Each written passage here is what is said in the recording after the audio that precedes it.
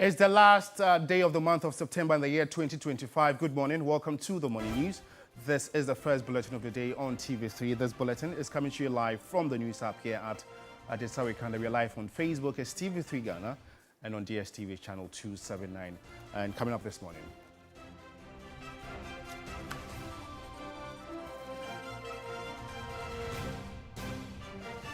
Minister for Communications secures new payment deals for DSTV subscribers effective October 1, bringing to an end months of controversy.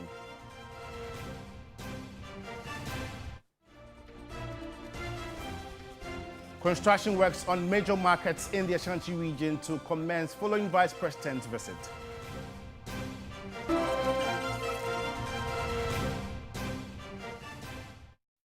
Well, we have details of these stories and many more coming up in the next 20 minutes if you spend your time with me. You can also get interactive with us. We are live on Facebook. It's TV3 Ghana. Let's begin from communications. And effective October 1, 2025, that's tomorrow, DSTV subscribers will be getting more value for the amounts they pay for their packages. That's according to the Minister for Communications, Sam Neti George. At a press briefing earlier yesterday, he announced a new pricing plan exclusive to Ghana. Judith Brown reports. The Minister for Communications, Sam Neti George, has announced a new pricing plan for DSTV subscribers, offering 35 to 50% more value for your money. Now, here's what will change starting October 1. For those who are on the Paddy Bouquet subscription, you currently pay 59 Ghana cedis. When you pay 59 Ghana cedis, you get upgraded automatically to Access, which is valued at 99 Ghana cedis, and you get 35 more channels. Second bouquet, Access, currently going at 99 Ghana cedi. If you retain your Access bouquet at 99 Ghana cedi, MultiChoice will bump you up to the family bouquet, which is currently priced at 190 Ghana cedis. You get 19 more channels. If you're on the family package, which is currently valued at 190 Ghana cedis, DSTV will automatically bump you up to Compact, which ordinarily goes for 380 Ghana cedis. You get 22 more channels and actually get access to live football matches. Compact, currently going at 380 Ghana cedis, gets bumped up automatically to Compact Plus, which is priced at 570 Ghana cedis. You get 12 more channels in addition. Compact Plus, valued at 570 Ghana cedis. You pay that, you're automatically bumped up to Premium, which goes at the price of 865 cedis. For those who remain on their Premium bouquet, which is priced at 865 Ghana cedis, you will still get all the content on the Premium flagship, the flagship Premium bouquet, but you also get an automatic entry into the competition for the chance to win a fully paid trip to watch selected English Premiership games. Well, in essence, for the same packages, you are getting more value for less. And this package will be reviewed every 3 months, according to the ministry, by the committee. While the ministry has also cautioned against cross-border piracy of DSTV decoders from Nigeria, which it says has resulted in tax revenue loss and damage to local content creation. You can't expect your Ghanaian government to fix and use tax revenue for social infrastructure. Meanwhile, you're paying taxes to a foreign government. And if you look at the statistics that is available, for every one legitimate DSTV box in Ghana, we have so far deactivated 5 from Nigeria. That should give you concern as a citizen. If this doesn't worry you, then your citizenship should be revoked. Judith Brown, TV3 News. Well, if you're a DSTV subscriber, be informed accordingly. And now, you are flouting the public financial management rules. That was the stern caution from the chairperson of the Public Accounts Committee, Abena Osari, to the management of the Kolebu Teaching Hospital after startling revelations the committee certain exposed questionable salary payment, judgment debt, and procurement breaches. There is more in the following report. It was a failed day at the Public Accounts Committee sitting, marked by exchanges between the auditors, various state agencies and the committee, mostly over evidence submission. While some institutions insisted they had provided required documents, the Auditor General maintained otherwise, creating a tug-of-war of claims and counterclaims. Please, You we don't have. come- We have. No, you are just giving the paper to him. No, we didn't give it to him now. Auditors, can you confirm when exactly you received this evidence? No, Honorable Chair, it was just passed on to me. You have lied on two different issues. Please, I have not lied. I did Do not we have lie. Chief Executive here? I did not lie, please. The committee interrogated several infractions captured in the Auditor General's report, ranging from unearned salaries to procurement breaches and delays in correcting previous violations. When the management of Kolebu Teaching Hospital took their turn, proceedings became particularly thought-provoking. The revelations began with a controversial payment of 13 months' salary within a single year. The auditors are very clear. They are saying that you are paying a 13th-month salary and you have paid to the tune of 14.8 million Ghana cedis. What they are asking you to do the right thing. Is that process too difficult for Kolebu Teaching Hospital to do? Going forward, Honorable Chair, we'll take that. You are not doing anybody a favor by saying going forward.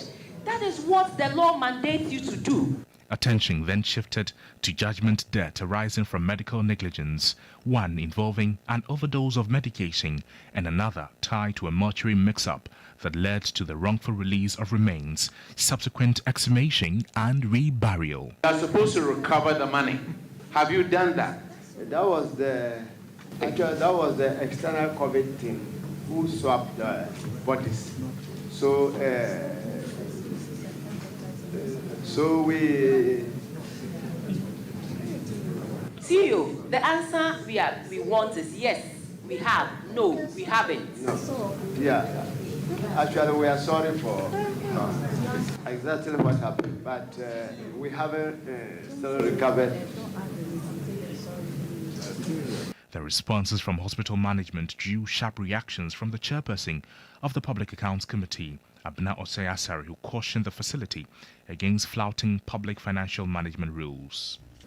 Respectfully, you are flouting the PFM rules.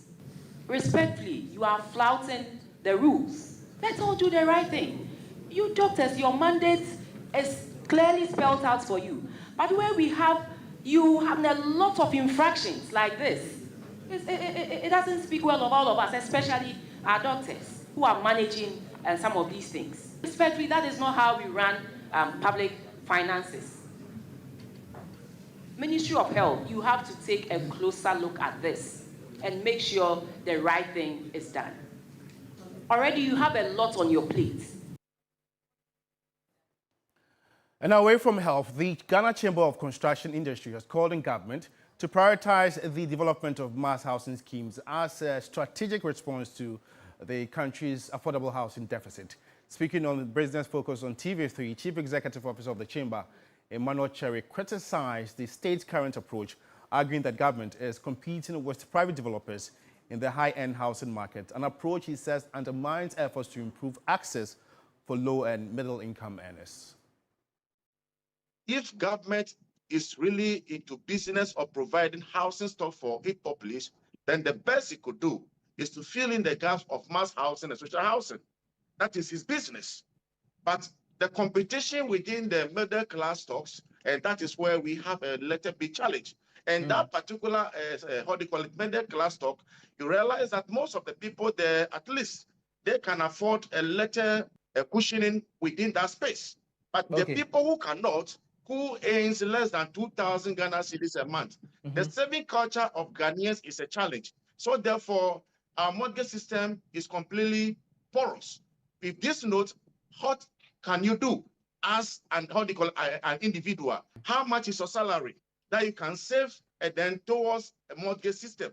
So because of this, the banks are also taking advantage and they're trying to at least go for low risk, how do you call it, ventures, which you completely will be, how do you call it, rule out, and then targeting the middle class and the upper class. If that happens, what then happens to the lower class? And now to one of our headline stories. The Vice President has visited the abandoned Mampontin and Crowfrom markets, as well as the Siami Post Office market, razed down by fire in August this year. The Mampontin market, supposed to have 3-story administration block, 2-story lockable shops, clinic, daycare center, supermarket warehouses, among others, had been left at the mercy of the weather for 12 years now. The Vice President visited the abandoned Mamponting and Krofro markets, as well as the Swame Post Office market that was razed down by fire in August this year. The Mamponting market is supposed to have 3-story administration block, 2-story lockable shops, clinic, daycare center, supermarket warehouses, among others, had been left to the vagaries of the weather for 12 years now. Oh, many say I shasina na jumane kwasunu na ye nimbota ya na wechi. Be say de yabe hu ni say eye edwano e na omo ye. Nti say ye ni age. Ebe boa makuro no kura picture. Traders were relocated to a high-tension electric pole, and some plied their trade on the streets, putting lives at risk and creating traffic congestion. Several appeals and protests took place to appeal to authorities to complete the abandoned projects, but to no avail. Same at the Krofro market. It has been abandoned for 16 years, and residents say the project site became a hideout for armed robbers and other miscreants. Works on the 2 projects are finally expected to resume. Say District Assembly Common Fund, say special fund, say dear one here, say nanti. Na baby, and what be a kwasheba, near say Anke baba habio na edwano ya kwosro. Ya besia baby onanka ye nanka nya na. But for some, until the work starts, they remain skeptical. Evelyn Tenkma, TV3 News, Kumasi. And now the secondary Takoradi Metropolitan Assembly's Takoradi sub-metro is struggling to decongest its central business district with a temporary market at the Park Grant roundabout. And the authorities have now vowed to turn to the courts to find solution, as my colleague Eroma Smith reports. An abandoned market and a plea by traders for the city authorities to come to their aid, as loans have to be repaid, families have to be fed, school fees have to be paid, among other demands. This is the plight of traders here at the temporary market near the Park Grant roundabout here in Takoradi. This market was established to accommodate traders who are currently at Takoradi's Jubilee ground, and also those who are trading at the Central Business District on pavement at the Central Business District of Takoradi, creating congestions. Initially, there was a pledge by the city authorities to market this place to ensure that it becomes vibrant and attractive to those who find themselves elsewhere. But a few months down the line, this is the plight. Many have returned to where they were initially trading, and the few left seem to have been abandoned. Now, people are trading in the corners at the Central Business District. To trade there even on Sundays, you need to see the authorities, else your goods will be seized. Sunday now, be store now for one officer, you do my beko. Sister, I break. The diamond Mr. Yes, can you not say? Yes, can you not show? I am pleading with you to help us. My capital is depleted. They should have mercy on us. This week, I have to repay a loan of 1,600 cedis at the bank. Where will I get that from? They should have mercy on us. But just 16 million. A week be a lot. 1,600. We put the wall. A cursory drive through the Central Business District of Takoradi will reveal that the traders have returned, congestion has returned. The question is, what is the city authority doing about this? Because we have a history that during some of these chasing, somebody's child fell from the back and the child died. Because of that history, we find it very difficult to continue to chase them here and there. We don't want the same misfortune to occur. So what we have also resorted to do is that let's try and encourage this on-street open market trading over there. Now, the city authorities want to take it a step further because they say the spot fines are not working. We are tired of the spot fine, and they themselves, they are even fed up with that one. If we should send them to court, I think that is the best way. 39. The spot fine is 300. And if anybody is arrested and prosecuted, the person pays over about 2,000, the least. So they are not even afraid of the spot fine. Now, do they have the political will to make this happen, or will the Pargant market be like the Pamdo market? Well, time will tell whether the Central Business District can be successfully decongested. Irama Smith, TV3 News, Takoradi. In more news this morning, the health of more than 34 million Ghanaians is at risk following the infiltration of toxins in foodstuff as a result of illegal mining. Already, referral hospitals, including Kolebu Teaching Hospital, are recording high numbers of deformity in children, liver, kidney, and cancer-related cases. The Galamsey menace has moved beyond water bodies and forest zones and now closer than ever, according to recent surveys. The heavy metals can now be found in the food you eat. A comprehensive year-long investigation by Pure Earth and the Environmental Protection Agency, EPA, has documented dangerous levels of toxins infiltrating food crops across 6 mining regions in Ghana. Ghana's food security is at risk, likely to increase Ghana's annual import expenditure, which is pegged at $3.5 billion as of 2023.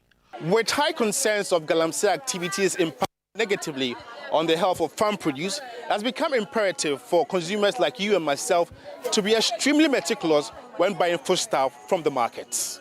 Although most traders are aware of the source of their produce, they still sell regardless of the risk. The menace, if not addressed, could push the country to import even water someday, they lamented. Your products are do Ghana. I say, first in Tosi Bua, what to me ton Tosi Sio. Emma 1 week, 2 weeks. But then Tosi Sio 1 week, I bet you not say.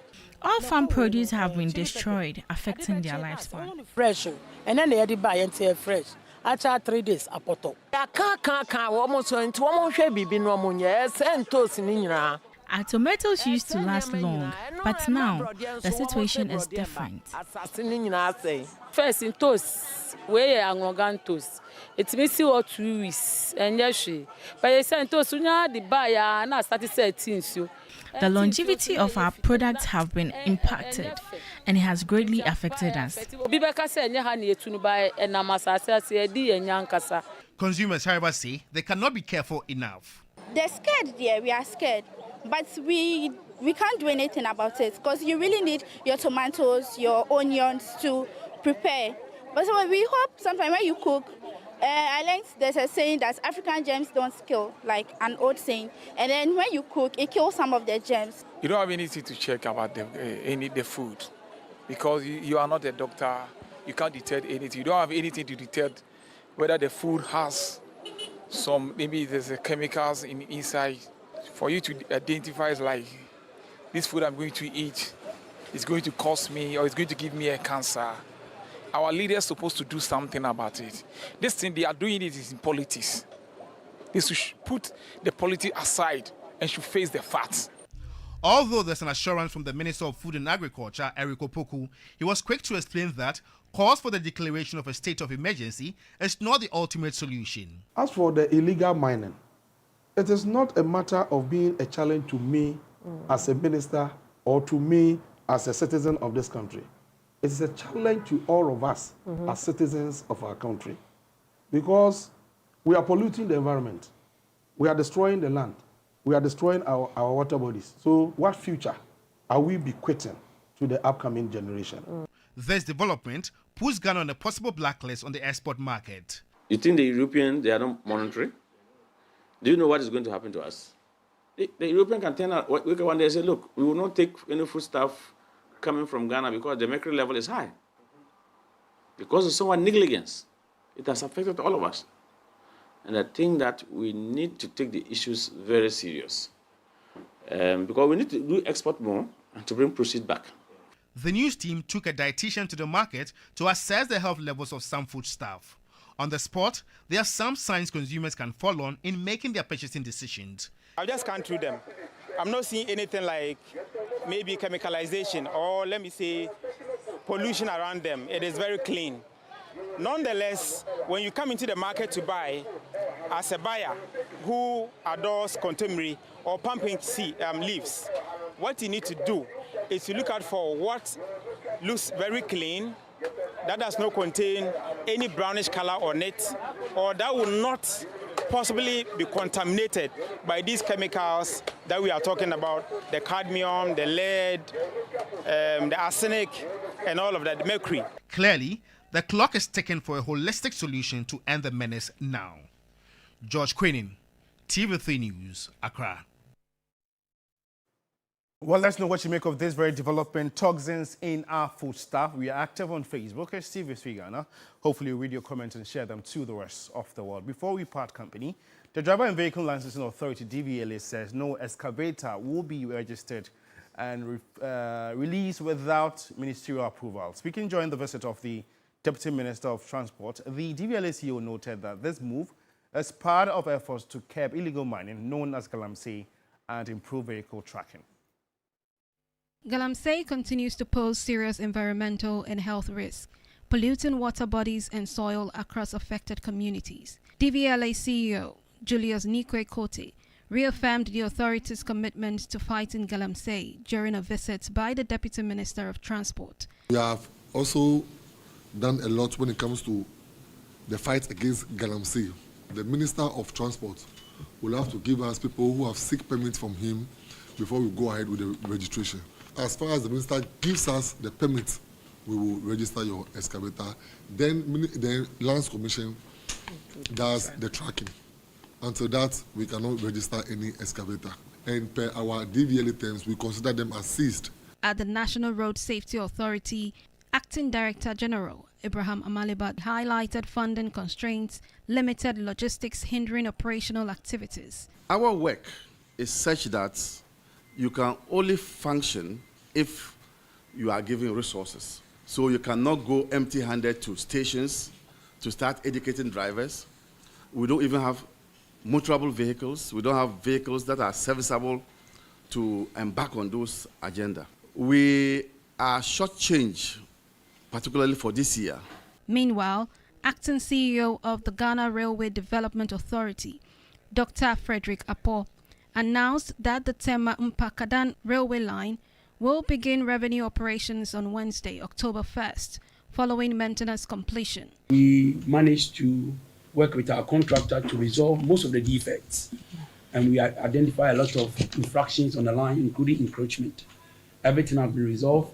Test run was successful, and we are going to start the first proof of revenue service on 1st October. The Deputy Minister, Dorcas Afotofe, commended the efforts of the various authorities and pledged government support to help realize their goals. I promise that I'll be there, I'll support in my own little way, together with my boss, to make sure that the vision for His Excellency the President for this authority will actually come to realization. Well, that's how we end the morning news. For more news updates, just log on to our website. It's 3news.com. Alternatively, you can join the team at 12 for News Central. My name is George Queenan. Thanks for watching. It's always a pleasure coming your way. Good morning.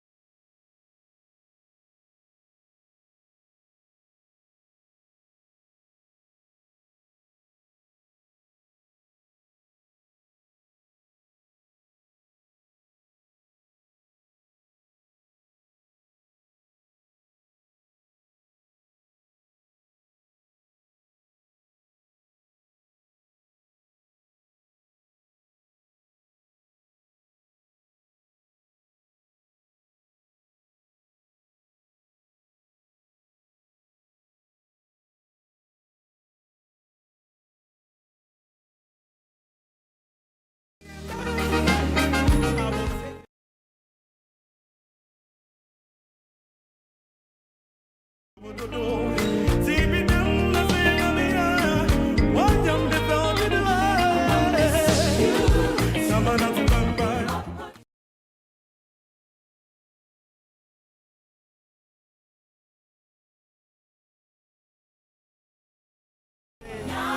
to maintain a seat. At least Beatrice is trying. But it's,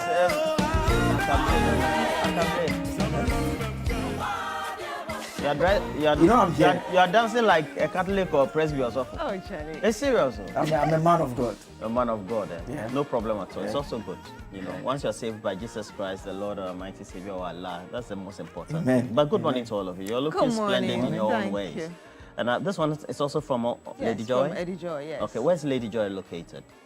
East Legon, Dansoman, and on the La Road, yes. And Eddie Joy Closet, Eddie Joy _closet. I always on love your Instagram. pants. The days you put them on, you just look very British. Thank you. Yeah, and very elegant. And I Thank have you. to say that. Thank yeah. you. And wherever you're watching us from, we say we're grateful. Mine is by Elizabeth. So Ellis Couture is located, Site 3, Tema Community 1. You can always get Ellis Couture Elizabeth. She is a lead designer on the number 024 651 6886. Just in case you didn't hear, I know many of your volumes are down, so please. You can get Ellis Couture or Elizabeth on 024 651 6886. And she made this beautiful design for me. I mean, the first time she made it, I was fighting with her. I always fight her for and then it apparently it's coming out so beautifully on TV. I love the colors. Almost looking like a Gandhi or something. Well, local people like Joseph and Beatrice who call wine. Begandi. But we have cash out. It goes with a Shoko *439#. This is what you need to do. As always, when you join us, please make sure that you increase the number of tickets you have. Assume Dimensa. Harriet, please put it on the screen quickly so that our viewers will get to know that we have cash out going with the Shoko *439#. Increase the number of tickets you have. Become one of those lucky winners as always. Let me say good morning to you, Chairman Godwin Tamaklo, as well as Chairman Prosper, the rest of the team at Yakumka Travel and Tours Limited. Great people, always organizing some great tours, as well as good ticketing services always available for just in case when I need it. That's when they're always available for me. But please, *439#. But the two of you, what have you been up to? What's been trending so far? I like putting that on my Facebook page all the time. What's trending? Yeah, I mean, there are a number of issues. Last night, I was amazed that the KNUST Senior High School assistant headmaster... I saw that on TikTok. Yeah, the headmaster was licking assistant headmaster. Yeah. What was he doing? Well, when I woke up this dawn, I saw another one with his hand, the left hand actually, on the breast of the young. That's young pure lady. Irresponsibility because he's the adult, right? To be having supervisory powers as well as responsibility over the child. Yeah. Was the child still in school? Was the Well, girl still in it school? looked like she was wearing a uniform. Yeah, she was in a uniform. Yeah. And This is the bad. man was just smiling with his... I thought it was just wedding one of ring those viral obviously videos. Not to showing- be real.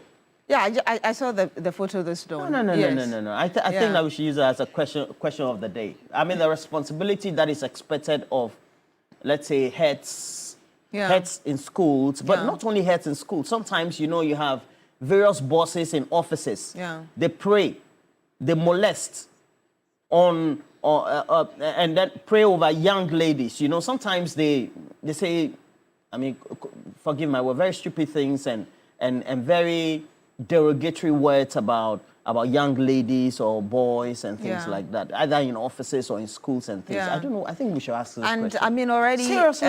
Child's Rights International is complaining about Bright up how here. we are protecting our children in schools. Yeah. And I'm glad you talk about the adult bit and then the child, because there's that sort of responsibility on It's an uneven power play. Yeah. And so you exert some control. So for instance, if you tell the young lady to come into your office, she can't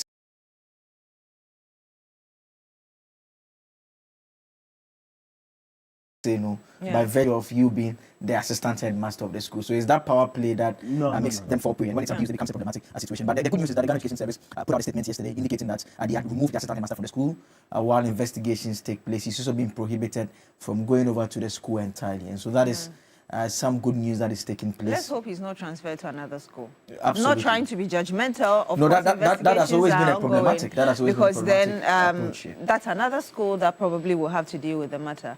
Yes, so, but there's also that statement coming from the presidency. I'm sure you've seen it, about that consultative engagement with CSOs in the green letter. Exactly, the environment area, just to find Imani, ways Ghana, of Arusha, what Media citizens. Coalition for no media. Yeah, there are a number of them. CDD, a number of them. I actually saw there's a second page beyond the first page that is out there that lists a tall number of institutions. They've all been invited to come and have that stakeholder engagement with the president on Friday, and the engagement aims to provide a platform for frank and constructive dialogue between the government and civil society on the menace of illegal mining, with a view to harnessing collective expertise, perspectives, and solutions to address this national challenge. And so that is the update on the Galamsey fight. In actual sense, this was written on the 17th of September 2025. How come it's not so this coming letter out? was actually written after the president's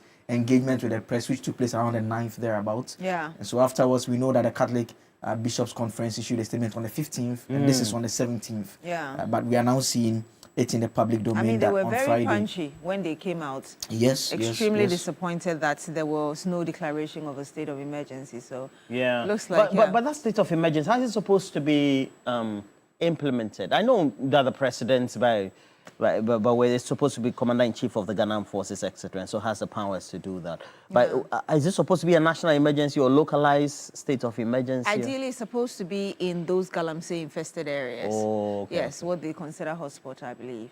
Yes, to deal with the matter. Yes, yeah. I see. What are you doing for big issues? So we'll talk about the Galamsey. We are going to merge the update that has come through with a bit of a report that was issued by some agencies within the EPA fold about toxic levels of soil, water, fish, particularly in Konongo area, parts of the eastern region as well. They took samples and tested. You mean our food? Yes, our food. They took samples. Kontomre as well, yes. Banche? Yes, yes. Bayere? Yes. That was something, remember, I think I did earlier when I went to the eastern region, and we took samples, contomre, cassava, even garden eggs. We took it to one of the environmental institutions in Legon, and they actually came out first to indicate that indeed we had these toxins in our food, mercury, I think, and lead. Yes, mercury particularly. Mercury is the main problem. So it's great that there's a follow-up, and indeed the government is doing something about it. That's really wonderful, yeah. So we'll have a conversation on that. And if time permits, we'll also talk about the opposition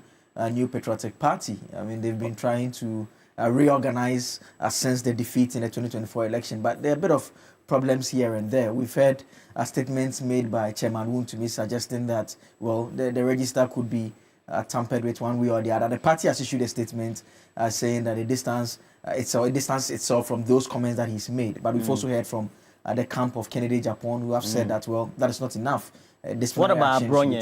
Abronye as well. It was also mentioned in the statement from the party. Can we play Abronye's video on TV? Is it allowed? It depends on what he was saying. We can't play it on this segment now. Maybe subsequently we can have a discussion on that. Abronye. I listened to him on Facebook. Hey, Chad, the thing he says is serious. Yeah. So anyway, yeah. So those are the things we'll be talking about. And then we'll bring you the latest sports headlines and interspace. Again, we have cash out going with the short code star 439 hash. And as many times as you can increase the number of tickets you have, become one of those lucky. So which will be the toxicology or the level of metals in our foods, or which one? In our soils, and I think that's a question we're posing to. Yes. I think perhaps we should box that with the headmaster. With the engagement with the CSOs for the Galamsey part of it. The green letter. The green letter. The engagement. What should be the outcome in terms of what people will consider to be good measures that a government can deal with. Then on the other hand, you can bring in the the assistant headmaster Yeah. issue, yes, which is a big deal happening across the country in some schools, we are told, is the same thing playing out there. We have teachers, persons in authority taking advantage of very young ladies as well. You know, what I don't want us to do is to box it to only teachers, because I think that generally adults in official positions, whether they are teachers or they are heads of ministries or bosses or in private, well, in media houses or whatever. Yeah. I mean, just he shot me that look. No, I'm just directly trying to just make sure they take advantage, undue advantage of young ladies or young men is something that we should all clamp down. I mean, it's a no-no. And I'm told it's a so that's what we're talking about. Yes, that's what we're talking about. Okay.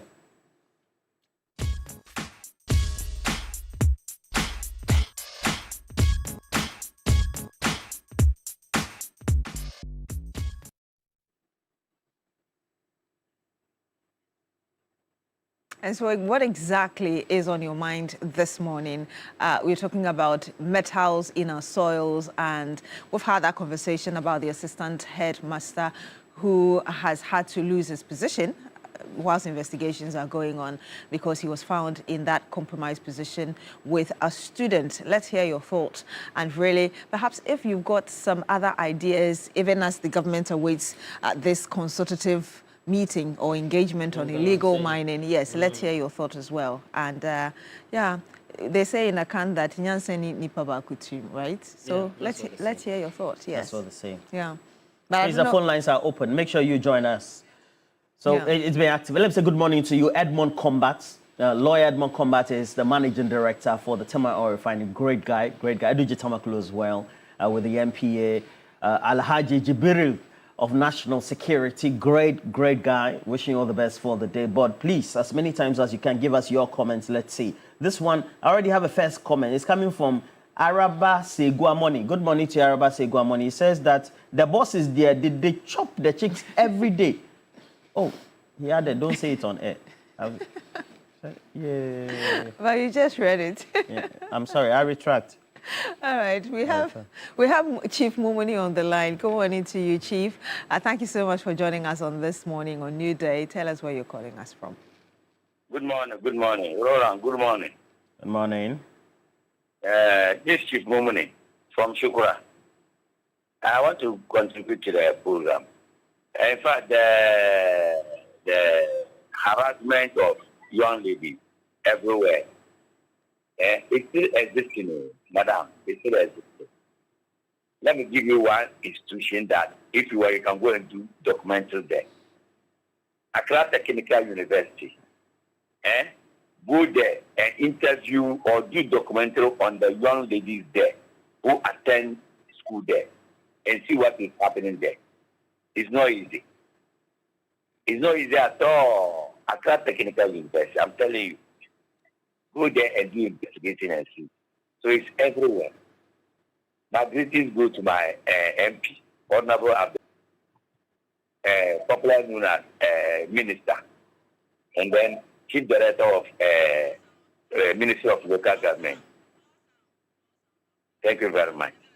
Well, thank you very much, Chief, for calling us. So his issue is the assistant headmaster, which, I mean, you say that we should spread it across, really. Yeah, because it's about adults and children. Because when we do that, then there's a certain prejudice as if it's only teachers and headmasters. But it's across. It's about especially those in authority, males especially, who tend to molest, take advantage of young ladies and girls and boys under them. I mean, it's a serious thing. Yeah, it is. It's a serious thing as well. There's Mejina on the line. Hi, good morning to you, sir. Thank you so much for joining us on New Day. Tell us what's on your mind today. Good morning. I want to say that I thank TV3 for always bringing out important topical issues that affect the lives of people. But just recently, I will urge the researcher who have been researching who to lead which political party to focus on some of these things and do research as to why we are fighting them to stop Galamsey, but yet they still insist going on, and come out with alternative solutions, how to fight or to end that kind of menace, which I believe he himself consumes metals, as I also do, when these things get into our food.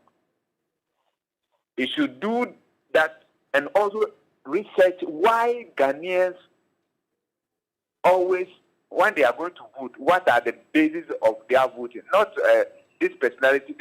We are fed up with these things. And it is time we set up a timeline for when one can do politics in Ghana.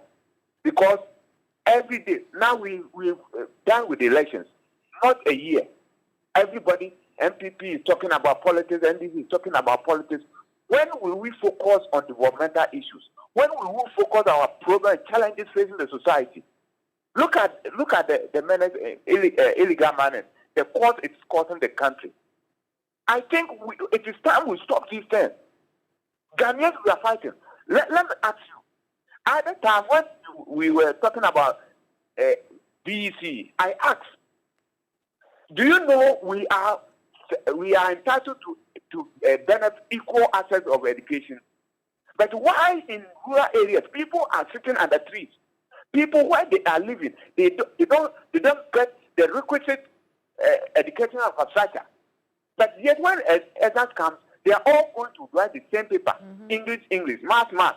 But we are not focusing, we are not putting our energy into these things. And we call ourselves professors, masters, and not the I am here with the answers. When position comes, they come out with degree. But these people, many of them are empty. Let us be serious. No pay in society. Your challenge will be. But Thank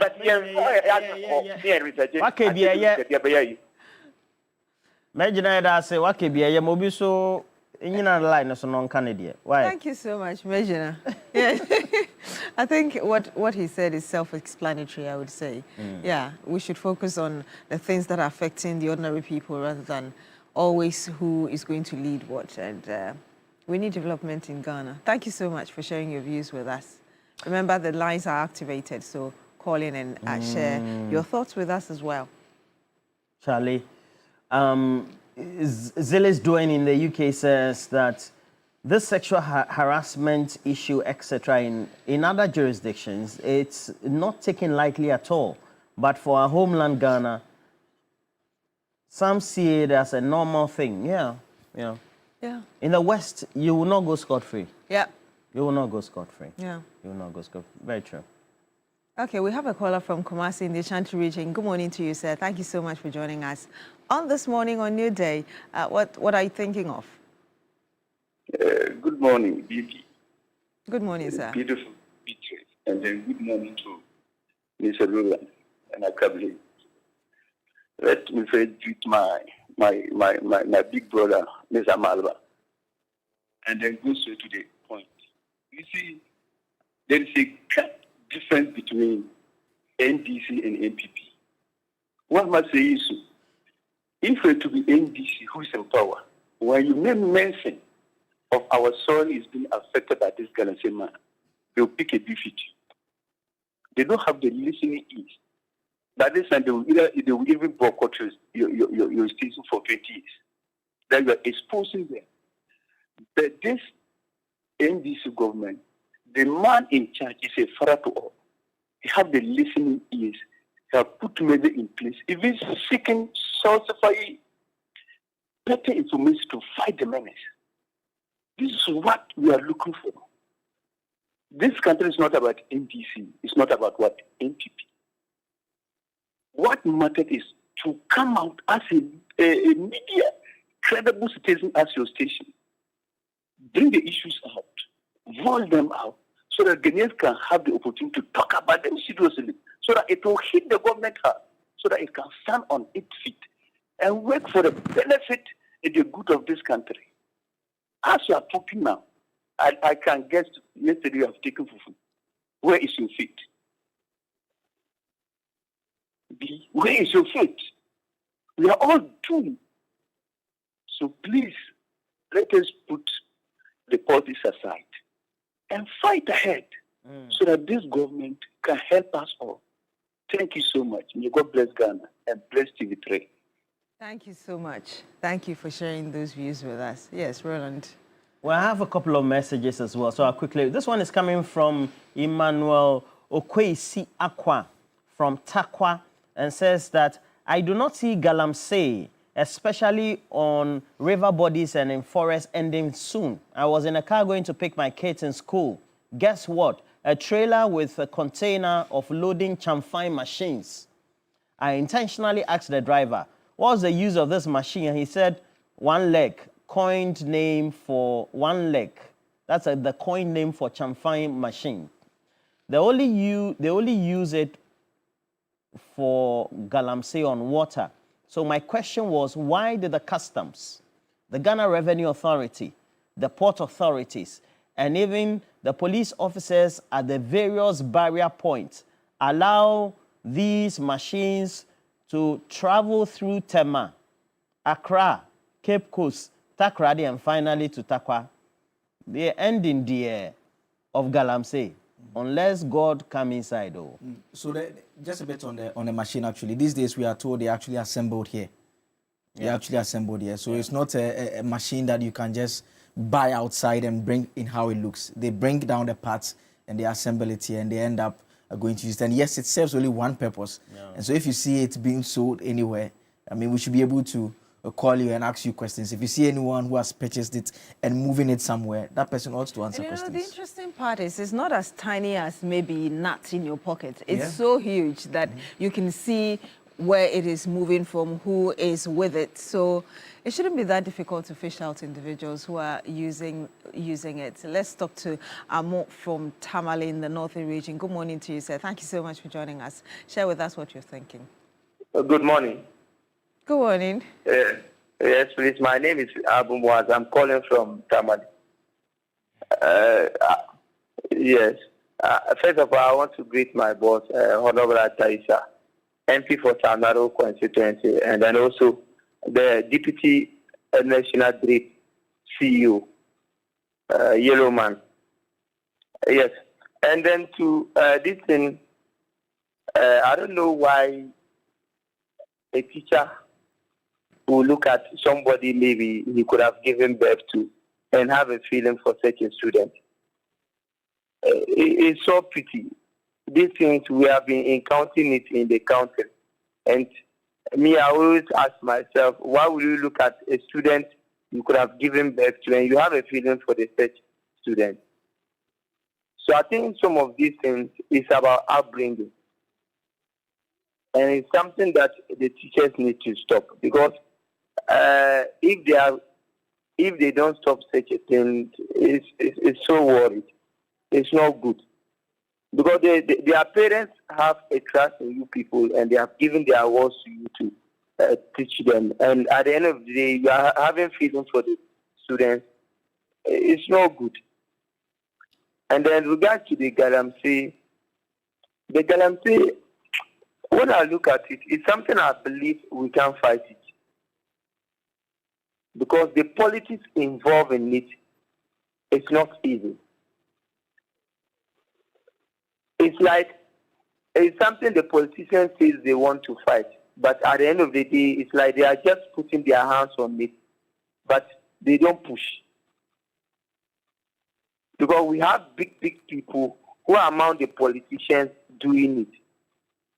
And the security personnel too, allegedly, somebody yesterday told me that some of the security, where they are, at times, if they are to do operations, they alert the people and then tell them that they shouldn't come today.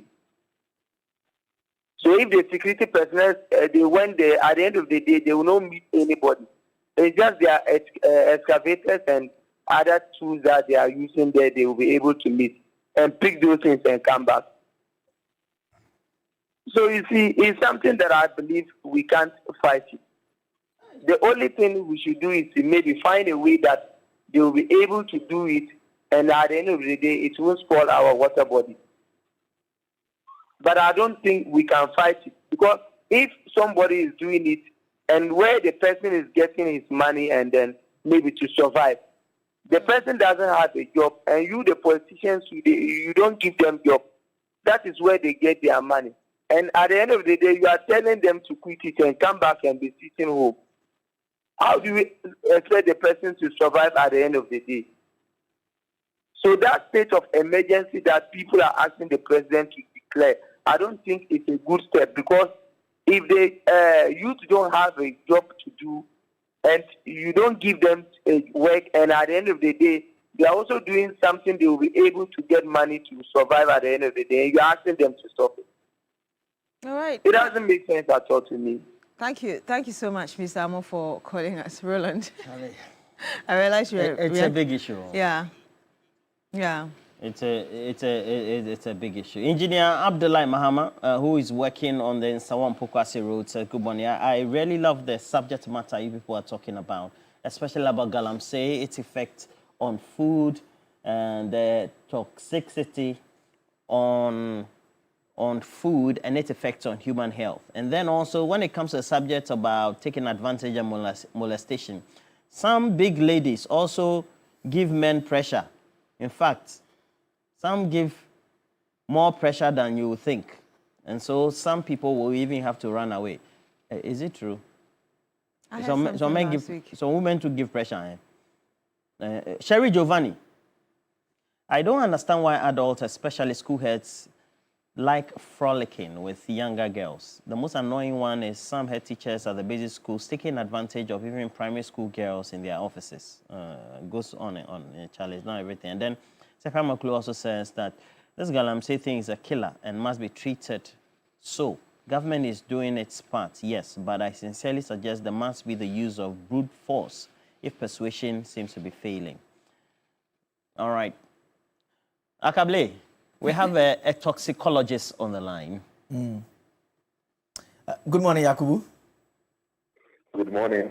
Thank you so much for joining us. I mean, we have seen in the last couple of days a report that has been put out. We know that some of your colleagues also in the space have all been raising concerns about the illegal mining menace and its impact. Talk to us specifically about food crops, how the mercury that is being used at these Galamsey sites, how it ends up in our food, in very simple terms for the appreciation of our viewers. Thank you very much. Good morning to you and your other co-hosts and also viewers and listeners. When it comes to the Galamsey issue in this country, it has been a public health concern about a decade ago.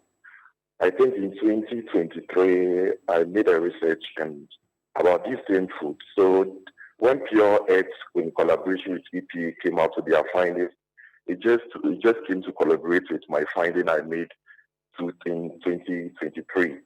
And my research showed that crops that was actually grown in soils around these Galamsey areas were actually contaminated with this mercury. You know, whenever I think that banana wood mining or maybe these Galamsey that we usually call this, before you can get your pure wood from the hull, you need to add mercury just to capture your gold. From there, you try to heat the mercury off from the gold so that I can get your pure gold. And in the process of heating, the volatile ends up in our environment, and you can inhale them. And that one, we'll talk about that later. But when it gets into our atmosphere, it also falls back on our soil. And these can be washed by running water to even far away side from the Galamsey area. So any crops that is being grown on this soil ends up picking up this mercury from the soil. And research has shown that monocotyledonous plants are more likely to pick up this mercury faster than other crops. When we say monocotyledonous plants, we mean our cassava, our rice, our palm nuts or palm fruits. These are highly to even take the mercury or other heavy metals faster from the soil than that of the cotyledonous plant that we have. So this has become a major public health concern in Ghana. And you know, in Ghana, one of our staple food that we like taking every Sunday happens to be this fufu. And fufu is made from this cassava. And calculation has shown that cassava can pick it faster, more faster than any other crops. So this has been really a public health concern. If care is not taken, it's going to overburden our healthcare system. Recently, reports from Kolebu that about 2,300 referrals for kidney cases, and all these have a possible link with our mercury exposure that we are exposed to from our illegal or Galamsey activities that we have in this country. So in a nutshell, that's in the layman term, that's how I can explain the impact that this illegal mining is having on our food crops. We went to the markets yesterday, and some of the traders, they tell us that, well, no matter what process that's gone through and what it contains, they will just pick salt water, they will wash it, and they believe that that deals with whatever is inside. That cannot be accurate. Okay. When it comes to the mercury that we are talking about, it's an heavy metal, and it is also non-biodegradable. When we say non-biodegradable, meaning it can never be destroyed. When it gets into the environment, it stays in the environment. And one thing about this mercury is that when you end up taking them in your body, and let's say maybe through natural process, you pass on, when they bury inside the soil, you go with the mercury in your grave. So this mercury you are talking about can stay in the environment, which have shown that it can stay in the environment for about 880 years without being destroyed. And there is nothing that can destroy this mercury. No amount of heat, no amount of salt, no amount of whatever you think. This is not a bacterial infection.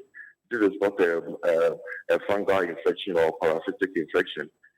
These are not caused by parasites or something. This is a heavy metal, and these metals are non-biodegradable. So salt water, heating, and everything can never break down this mercury in our food. When it gets into our food, it stays in our food. And when we end up consuming them, it gets into our body. And when it gets into our body, there are a lot of health implications that can be attributed to that. When it gets into our body, we have shown that the major depositing site is the brain. When it gets into our brain, it can even stay in our brain for only 20 years. And that can even lead to neurological or neurodegenerative problems. So there are a lot of health implications associated to that. The only way to prevent the exposure is to stop this illegal mining or the mercury usage used in these mining processes. Until then, we are just speculing ourselves. And a lot of research in 1950s, Chiso Corporation in Japan, their chemical industry releases their waste, and their waste contains this mercury in a nearby water body called Minamata. And a lot of people end up consuming fishes from these river body and everything. And little did they know that the mercury that were being released into these water bodies are actually neurotoxic. And a lot of people in Japan suffered from this condition, suffered from neurological problems, kidney problems, mental health, even resulting into the death of so many people. So there has been research out there that mercury exposure is actually deleterious to our health. We don't need even data in Ghana just to tell us that we need to do something about this Galamsey. What happens in Minamata in Japan is can serve as enough deterrence to our country. But we seem not to bother, we seem not to do anything about this. We started this advocacy very long ago, and I don't know what is actually being done. And I don't know who I'm talking about. You can bear with me that we know how to stop Galamsey. But it's like we are all pretending. We are always beating around the bush. And we to get to a time, why do you have to have Mahama Care or Mahama Fund to deal with neurodegenerative problem or non-communicable disease. Whilst you know the cause of non-communicable disease is mercury. So why are you focusing on treatment than prevention? That has been our problem in this country. Yakubu, thank you very much for that insightful commentary there on the situation and explaining to us what exactly is happening. And it confirms what the EPA and their external partners put down there. And the scary part is how long the metal, once it gets into whether it is food or it's in the soil or it's in the water, it's there forever. It's there forever. I mean, 880 forever. years. I heard him say nobody lives up to and that. And the subject of the Minamata issue has even now led to it being called the Minamata disease, where you have neurological effects, birth defects. And if we will be truthful to ourselves, we will find that there are sporadic incidents of fetal deformities. Yes. Okay, where babies are born with some deformities, so to speak, within some areas. And there's an education challenge. I don't know whether you've seen this viral video of a young man at a Galamsey site, the champagne machine. Now he chop plantain, right? The plantain. He cooked the plantain in the champagne water. The water at the top of the generator. Boiling it. I mean, he held on to it, and when he realized that I did not been he took it out. You should see the color of the water he was cooking it in. He took it out. And he thought it was cool. But you're getting the Galamsey money today, but it's at the detriment of your health. You use that money for and your at the end health of later. and by extension, the thing is seeping into soil.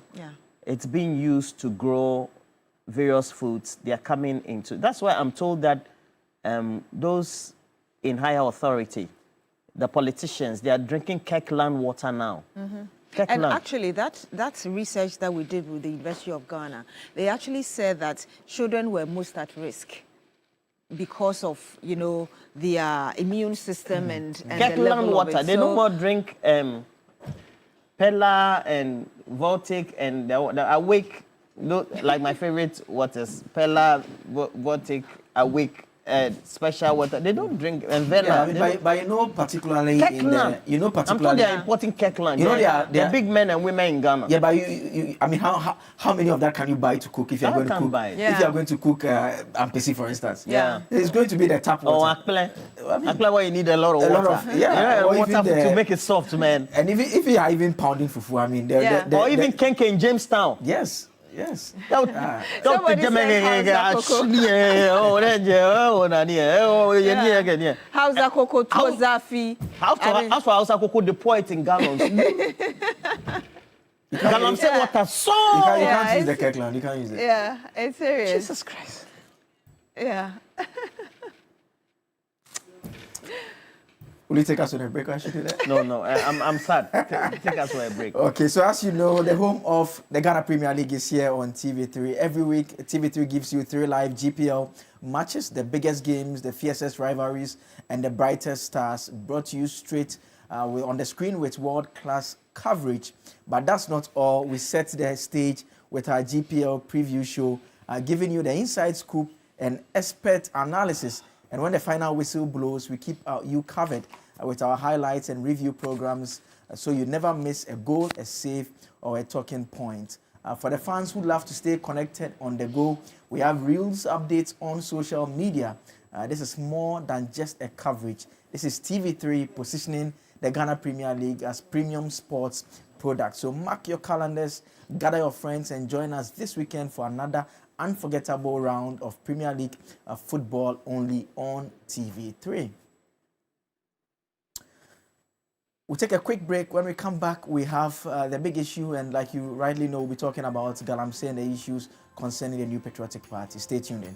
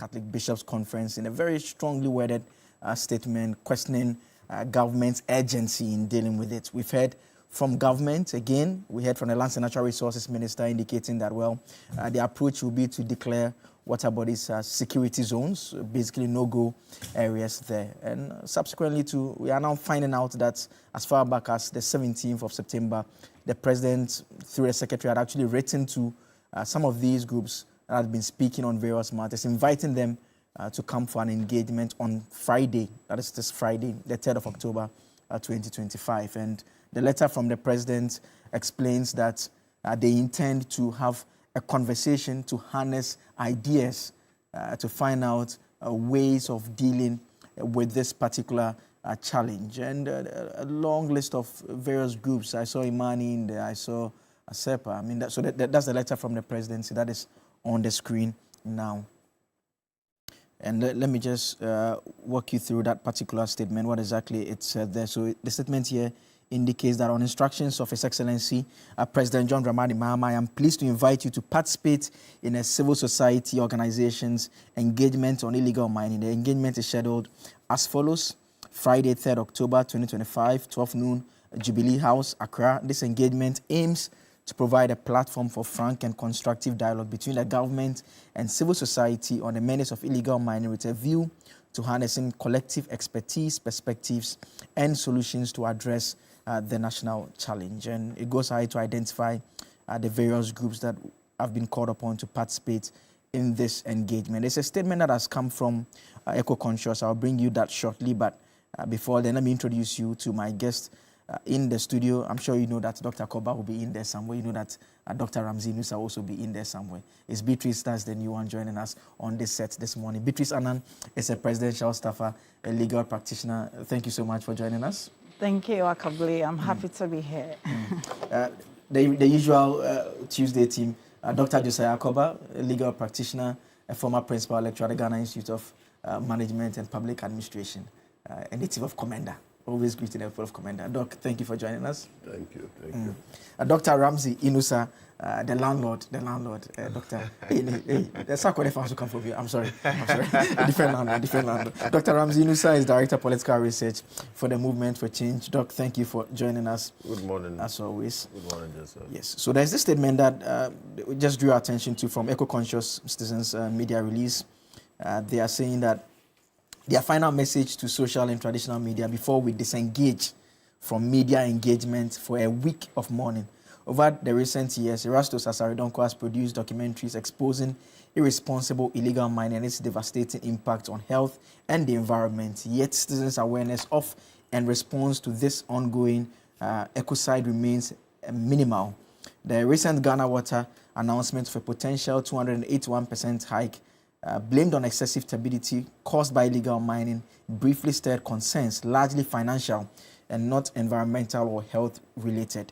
News of water plants closely attracted relative little reaction among city dwellers, although plans that will hit their pockets had them realizing just for a hot minute that what happens in the hinterlands has a direct impact on them. And it goes on to say that last week, 2 state agencies reported high mercury and other toxic metals in contomere and other staple foods. Despite commendable media coverage, public response was fairly muted. For years, our executive director, Awola Sewa, and others have warned of the existential threat due to our poisoned water bodies and farmlands. These studies only confirmed the crisis, yet citizens rarely reacted to evidence that their daily foods carry life-threatening toxins. Where was the uproar of a people concerned about their very existence due to the prevalence of contaminated foods and other products on the market? This reflects a troubling complacency. Few act to change things, as seen in the poor turnout at this month's Democracy Hub, Stop Galamsey Now Vigil and March. Some citizens refuse to join such activities. And so they go on to talk about noise pollution, the general impact, and they say that eco-conscious citizens continues its advocacy, but change will remain limited without firm action from above. Government still resist declaring a state of emergency against the environmental terrorists poisoning our water, farmlands, and forest reserves. Security zones have now been declared. Whatever the terminology, what matters is that the security forces must be properly resourced and armed with proper intelligence in order to properly secure our water bodies. And so they are with the evidence of sustained processes from NIMOS in protecting environment in these security zones there. And so the group, that's what they've been saying. They'll be, they'll be participating in the engagement that will be taking place with the presidency to try and find a way around this. And I want to start with Doc across me. And I'm starting with you, Doc, because last week I remember one of the questions I had asked you was about whether the government, in terms of how it was dealing with the Galamsey fight, whether the government was carrying the people along. I mean, this engagement that the president intends to have with these groups definitely achieves that. But one would ask the question, from January till September, is it coming too late or better late than ever, as some would say? Good morning again to you and everyone else out there. Just if you remember last week, I said that I firmly believe that this government is a listening government, and that my recommendation and other people's recommendation that there should be a summit of sort to discuss this. You know, I wasn't surprised at all when I read yesterday that the CSOs have been asked to come for consultation and frank discussions on this problem. Joseph, you know, this is a multidisciplinary problem, this Galamsey. It is not simply a law enforcement issue. And oftentimes when you listen to discussions, people behave as if it's simply a matter of taking forces, you know, military or police into the forests and water bodies and onto the water bodies and driving people away. It is multidisciplinary. You're talking about livelihoods. You're talking about reclamation of forests and water bodies. So we have scientists have to be working with labor people, with you know, land tenure issues involving traditional rulers. So it is something that needs to be approached carefully, you know, through deliberate planning. And I think that perhaps in our, given the situation last year and the way things were going, a lot of us felt, oh, it's time for a state of emergency. I think that we didn't really, some of us didn't really think about what that entails. I hope that the meeting that is coming on, is it tomorrow? I'm not sure.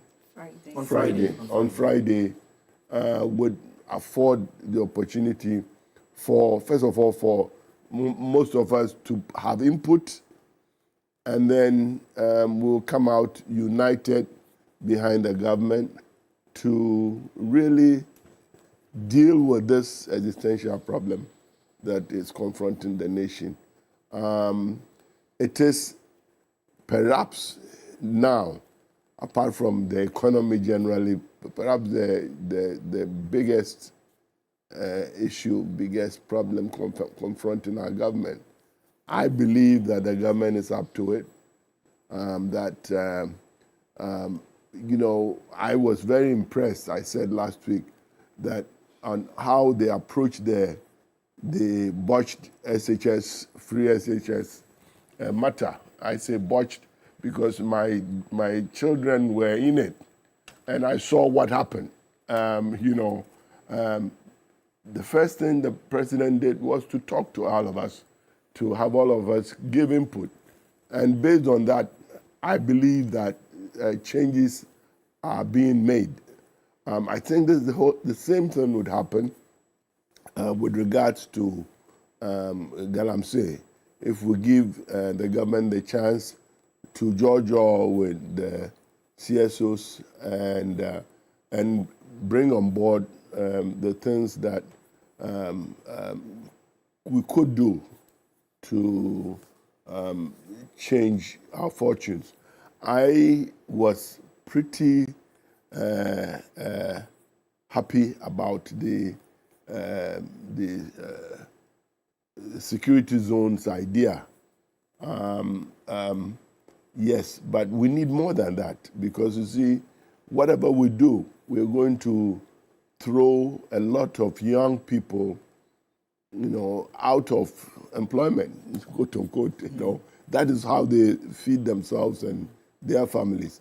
And so we need to be careful about how we go about it, and to make sure that we don't, in solving this problem, create other problems, So I'm very happy about Friday's gathering, and we hope that out of it will come that all of us, the Catholic bishops, the think tanks, all of us will come out with one mind on the approach that we should take to resolve what is a very serious problem that confronts us. Is it fair for us to ask at this stage that we'll need a comprehensive policy document that potentially explains what government is doing? And an example is the security zone that you make reference to. I mean, it's something that one cannot, top of the head, understand what exactly is happening. I say so because we know what security zones are. They are basically no-go areas. If you say a water body is a security zone, does that mean that the woman who lives in that area, who fetches that water, can no longer go there? I mean, those are all matters that we need. Already, Joseph, there are things happening. DVLA and excavators. There are various things that are taking place. I think that one of the things that should come out of the meeting on Friday is a comprehensive, document or statement of how we are going to deal with this, this multifaceted issue. Yes, I agree with you that probably there is a need for a document or a comprehensive plan that tells us that we are starting here and this will be the end point, Okay. So I'm hoping that Friday the government will not only listen, but also educate us on their thinking so far among the experts on how best to deal with this problem. Let me come to Beatrice now, and you are the presidency, so maybe you can provide some answers to us there. I mean, what's the idea? Maybe let me start off first. What's the idea behind this engagement? And I think it's an important point I put out, that the letter was written as far back as the 17th. So as not to create the impression that potentially it's the conversations that have come up, that is how come it's taking place. It was written on the 17th. Yeah, you can start off. What was informing this? So, good morning to our viewers. As usual, I'm happy to be here this morning. I think what we in government have been consistently saying is that President Mahama and this government, we should believe, are committed to the fight against Galamsey. Like my senior said, it's a multifaceted issue, and we don't expect a one-size-fits approach to it. And so government has a plan. Government would pilot some of the plans, implement them, listen to feedback, and then review the plans. Because as you implement some of the plans, the people or the perpetrators also become sophisticated.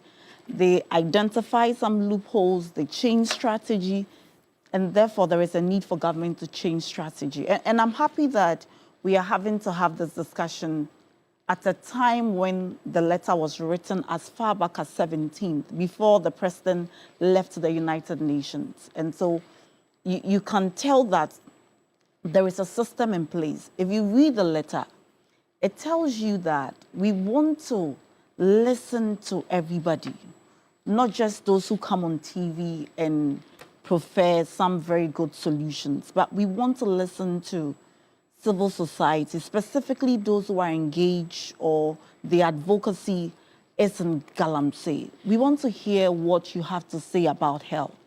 We want to listen to your constructive criticism on some of the steps governments have taken, and you think that it should either be reconsidered or something should be done about it, or new perspective altogether. And as we have, or the position of this government is that no one is a repository of knowledge.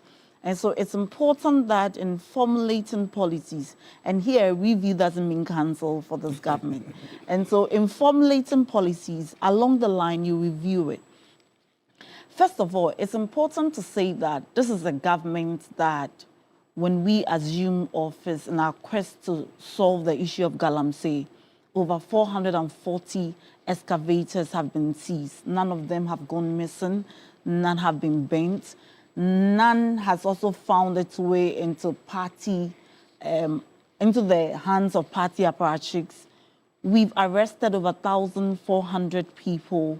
We know and we hear when people say that don't just arrest the people who are engaged in the Galamsey at the very lowest level. Look for the kingpins. And I can tell you that there are intelligence and surveillance to get some of the kingpins, at least to serve as a scapegoat for many others. So the government is committed. Some fines have been confiscated. Water palms, which were confiscated, have been given to farmers and all that. Excavators are being tracked.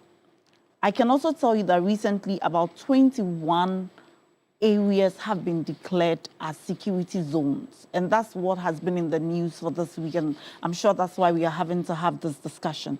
And those 21 areas, I am told that they don't want to pull the specific areas so that the perpetrators don't get sophisticated and then find other means. But you can be rest assured that 21 areas have been declared as security zone.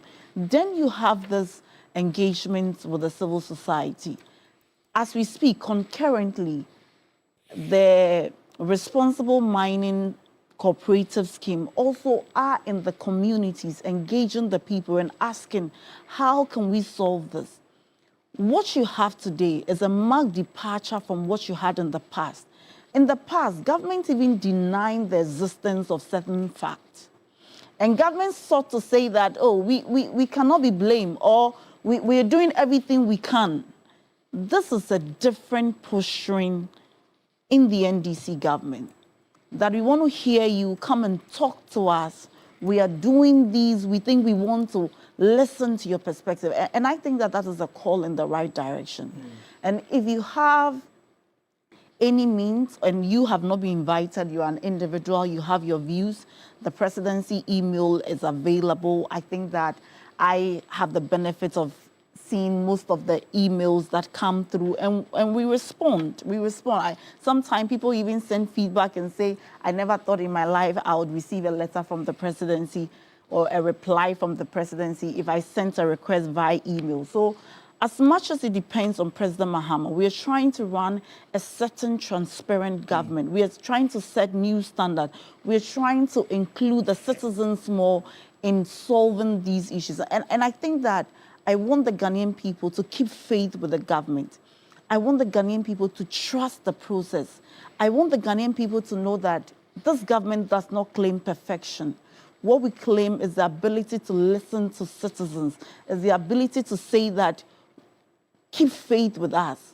We value your feedback, and gradually I can tell you that we will be successful in this illegal mining. From where government sits, does government believe that it is winning the fight against illegal mining? I think it's not a matter of whether government is winning or losing the fight. Then the question would be that what are the parameters or the KPIs?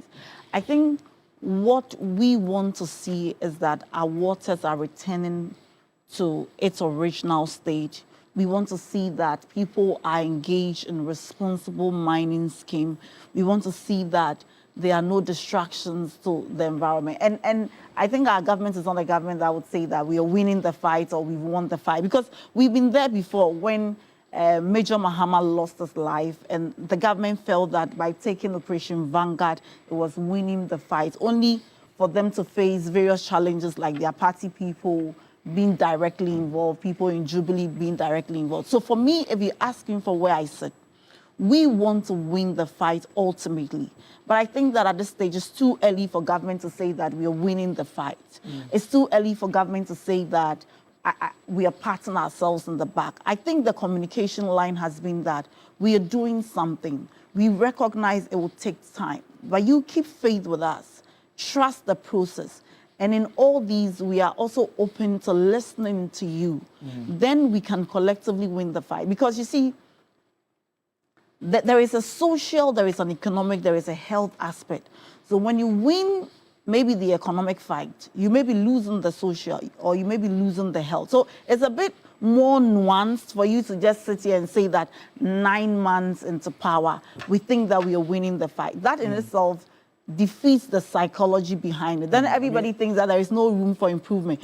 Because even after you've won the fight ultimately and all your water bodies have returned, your ability to sustain it is also another fight that you have to start. So for me, I think that it's not a matter of if I do this today, what will I do tomorrow? It's a matter of trying to use very sustainable ways of making sure that together we don't get to be in the worst state than we came to meet. And ultimately, even get to a better stage, if you ask me. Your critics make the point that we all know how complex this is. We've all known that for a while. But then your party in opposition, we had key elements basically suggest that, well, I've seen tweets, people saying that you can end it in 1 week.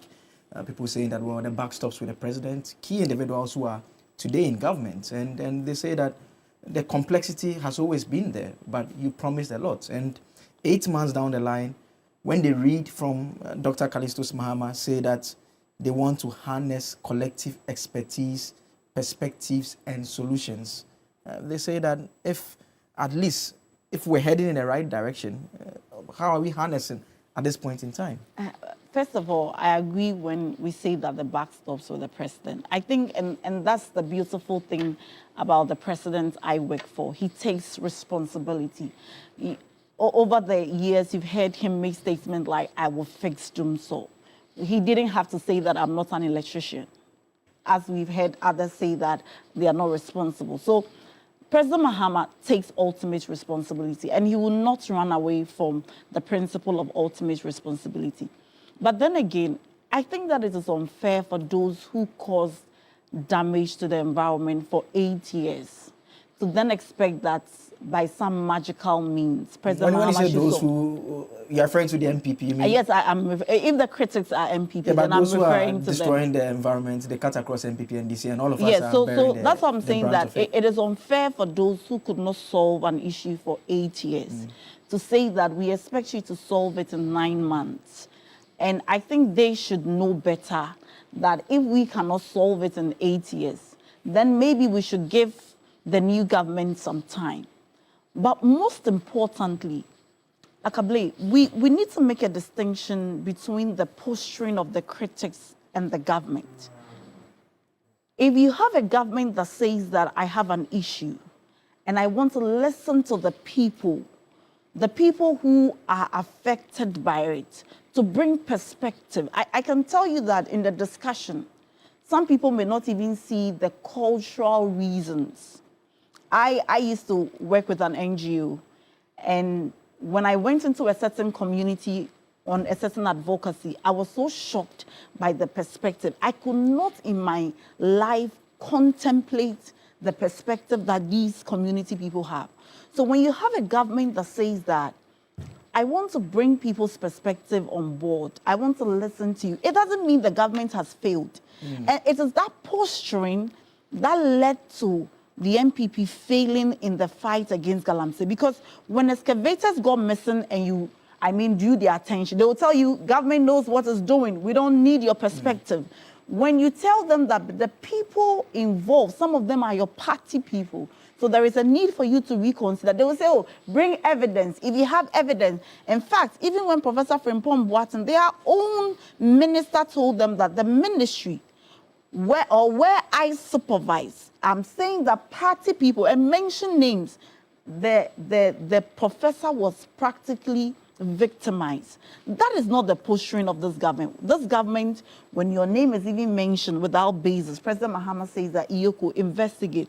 It shows a certain level of commitment. And for me, I think that that is the goodwill that we expect citizens to have, and the faith we expect citizens to have in this government, that we are doing the right things. Along the line, like as I've indicated, we do not seek perfection. And so when a policy fails, when a certain strategy fails, we are happy to review it. We are happy to say that maybe we didn't contemplate certain things. And so we are going back to the drawing board and come back stronger, which is done everywhere. So that is a very instructive portion. And I will want to call on all the Ghanaian people to support the president, to actually understand the process so that together we can win this fight. And let politics not divide us. And I've heard people say that, oh, you know, in the past, the NDC used to say that it was the MPP. Yes, we said that, because it was unconscionable for a regional chairman like Chairman Wuntumi to have a Kunta mining where even their own government said that they were engaged in illegality. It was unconscionable for the women's organizer of the NPP to be engaged in Galamsey.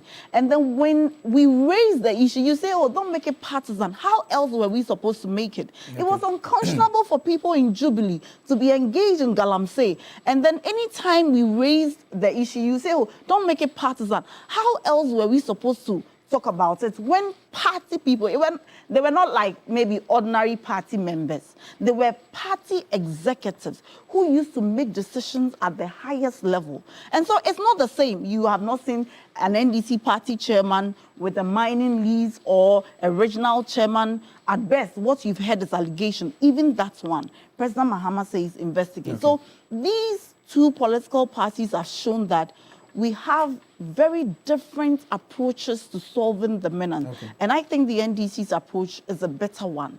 And I want citizens to, keep faith with us. Before I come to Doc, a final point, and if you keep out to the MPP, if you look at the groups that work within this space, their story has been the same.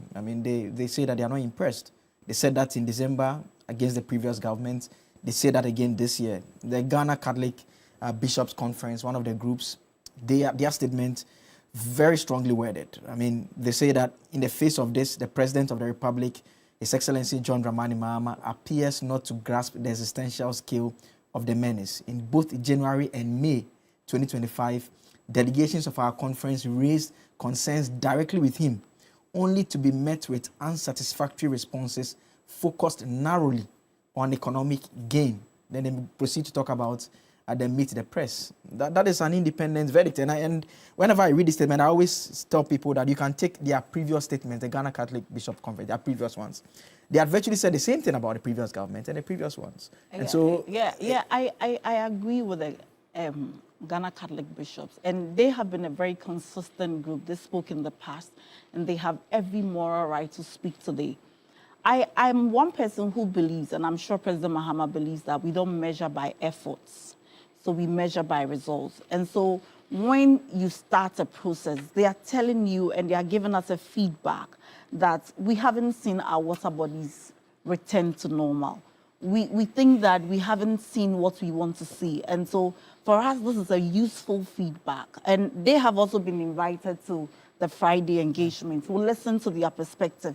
And for me, I think that's... They said they've met you twice. They've told you what they have to say. They met, I remember that in government, maybe I think they've met us once. But even if they have met... The statement says in both January and May 2025. So even if they have met us twice, continuous engagement in policy formulation and policy implementation is something we should welcome. Because as I indicated, you introduce a policy, and in the course of implementation, the perpetrators will then find the loopholes in the new policy and change strategy. So it's important to continue engaging them. And the Friday events will not be a one-off event. I can assure the CSOs that after the Friday event, after the key takeaways, when policies are formulated, we'll come back again to the challenges and we'll keep engaging We'll keep engaging till we get to where we want to be, and then Ghanaians will say that kudos to the NDC, kudos to the government. So we hear all the groups, and we say that these concerns are justified.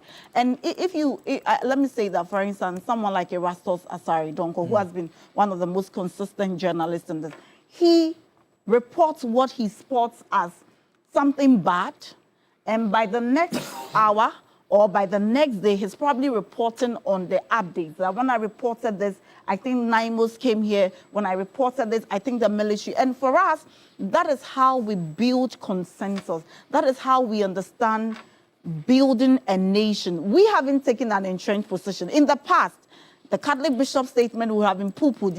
You would have been told that, I mean, they are pastors. You have been told that they don't understand. I remember people saying that if you want to fight Galamsey, don't stay in Accra. Go to the sites and demonstrate. I mean, nobody in government has been very condescending to the people demonstrating. I think in very recent time, Fix the Country demonstrated, and governments acknowledged the feedback. So it's a good posturing. Okay. And Akabli, let's not downplay such a posturing in government, that you have a government that is listening, that you have a government that says that we hear you, that we have a government that says that you're free to bring your perspectives and criticism. We hear you and we'll act on it. Right. I think for me, these are very good signs for our nation, if you ask me. Okay. Let me come to Doc now. And Doc, last week you had argued strongly that you want tough actions. The presidency, the secretary to the president says that, well, we need to bring people on board and hear their views on what we are doing. In the right direction, you would say? Just let me say a very good morning to your good self, and a very good morning to Dr. Josiah and Beatrice, and the good people of Ghana. Indeed, Joseph, the fight against Galamsey today is a question whether we want to really have water for all or champagne for a few. It is a question that the people of Ghana are asking. And they are asking these pertinent questions at the doorstep of power. And so the issues of collective knowledge gathering from CSOs is a right step, and I said it's commendable. But indeed, Joseph, how long have we grown as a country? How long have we known Galamsey?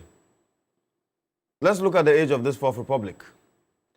And I said this last week, that Galamsey is poverty in disguise. That if you look at the rural areas in Ghana, the poverty incidence in the rural areas is 80%. Joseph, and look at how old our Fourth Republic is. Since 1992 to date.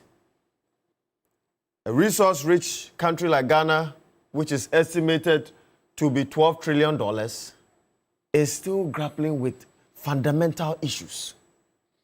So it's not a matter of 8 years, who has done wrong. We know those that have done wrong in the previous 8 years. You understand? And we know those that will do right if given the chance and supported. That is why we believe that the people of Ghana gave the NDC a 2/3 majority in parliament. By now, what I should have seen was that there would have been an amendment of the Minerals and Mining Act 703, and that the mining in forest reserves is totally banned. Number two, mining on our water bodies is totally banned. What I would have wished to see is that artisanal mining and small-scale mining would have been banned for 1 year. So that within this 1 year period, we can engage CSOs, we can engage a collaborative organization created by the presidency, which would have the EPA, the Gold Board, the Water Resource Commission, the Minerals Commission, that would conduct a forensic audit to all small-scale mining holders for the past 15 years. And indeed, we should revoke all licenses of small-scale miners for the past 15 years. When that is done and an audit is done, we'll be able to know those that indeed were mining responsibly, those that were not also mining responsibly.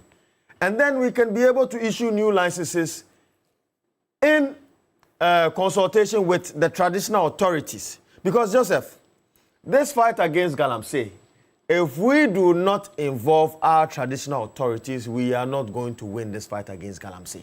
And that is why, if you look at the Great Transformational Plan of Movement for Change, we have advocated for the amendment of Article 2576 of the 1992 Constitution to make our traditional authorities co-trustees of our mineral resources.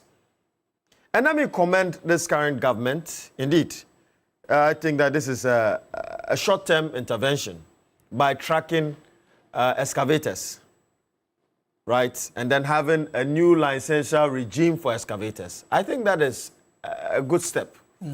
But how well this policy would be able to inure into a positive outcome, I believe that time will tell. On the point about the auditing, it was done as far back as July. In fact, we were told at the time that around 962 small-scale mining licenses had been flagged for irregularities.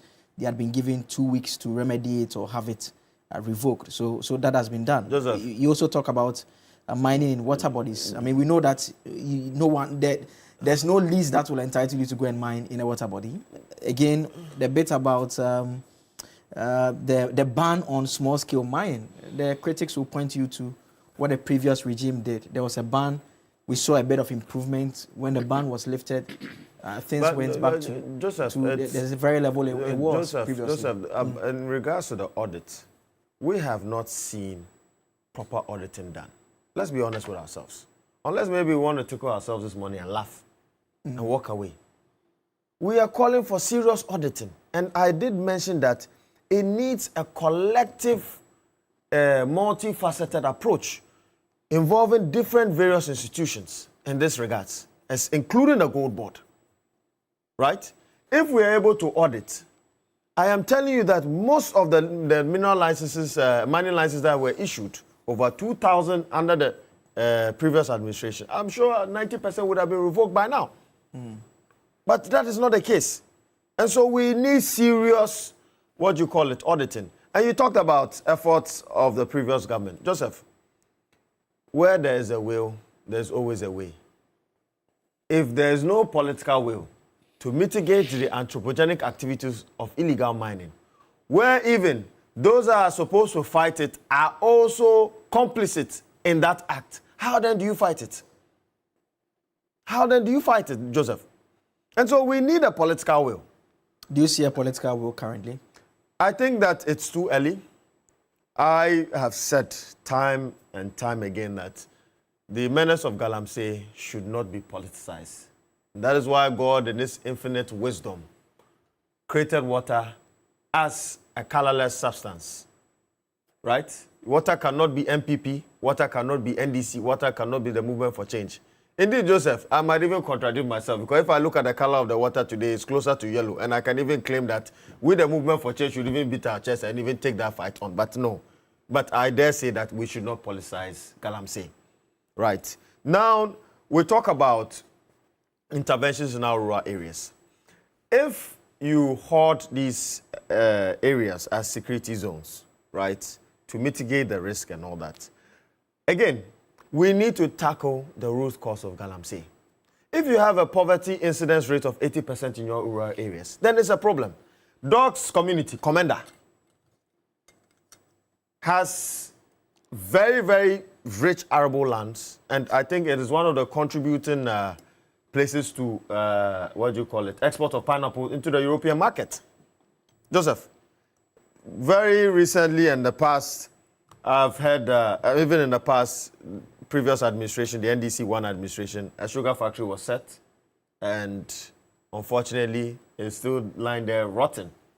But I believe that if we are able to take policies, egalitarian policies nationwide, to tackle all these rural folks, right, and support them with some form of startup capital and then some form of skill training, because we need an industrial force, Joseph. But without the requisite skill, you cannot drive productivity in your economy.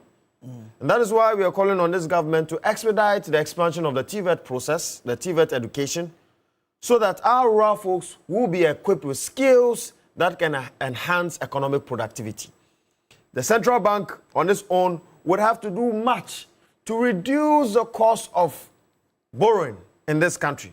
The monetary policy rate is very, very high. And that is why I'm saying that it is not feasible for farmers to go and borrow at a double-digit interest rate and then conduct commercial farming. Do we even have commercial farmers in this country in the first place? That is why if you look at the wisdom of the Great Transformational Plan, we have proposed that the 5 northern regions become the breadbasket of the whole West Africa, right? If the previous government had built the Poalugu multipurpose irrigational dam, I am sure it would have been able to solve the effect of climate change within the 5 northern regions that is affecting the crop yield of farmers. Okay. And so, Joseph, we need to tackle this fight head on. Okay. We should not politicize this. I believe that the next meeting I want to see from the presidency is a political meeting dealing with all the political actors in this country. And then there should be a form of bond signed by all political parties, right, to commit their strength to fighting the menace of Galamsey. Today, you look at these communities that are bedeviled with illegal mining. The hospitals are recording a lot of renal cases and congenital birth defects. Today, Joseph, the average cost for renal treatment and end-stage renal treatment is about $200,000, right? And you know that with renal end-stage renal treatment, there are 2 ways. It's either you do a renal dialysis or you do a renal transplant.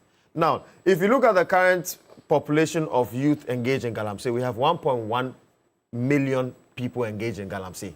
So if you multiply $200,000 by 1.1 million, you have a total public health cost of $220 billion. So indeed, it is not even reasonable to even indulge in illegal mining. It is not even reasonable to indulge in such menace if your life is at stake. And that is why we are calling on the government to ensure that the 1% COVID-19 levy stays. Because if we are recording huge public health situation in these areas, and today food security is also a problem, Joseph, we are recording a lot of toxic substances in our food. My dear contombre has been polluted. My dear cassava has been polluted. And tomorrow, God knows what will be polluted next. Okay. And so we hope that all these recommendations that we have done, we need to tackle it from the political aspect. The political debate would have to start, and the collective responsibility of all political actors should be brought on the table so that we can be able to fight the menace. Okay. If we are able to, win, Ghana wins, not MPP, not NDC. So we should stop politicizing Galamsey. Okay. Let's do some messages. Okay. Some of the messages are interesting. You guys should calm down. This one from Musa Batwa in Asawasi. You say that the MPP should commend President Mahama for his commitment to fight Galamsey, which has never happened before. At least not a single government official caught red-handed accounting Galamsey money. MPP should stop their vuvuzela noise and allow JM to deal with the existential threats.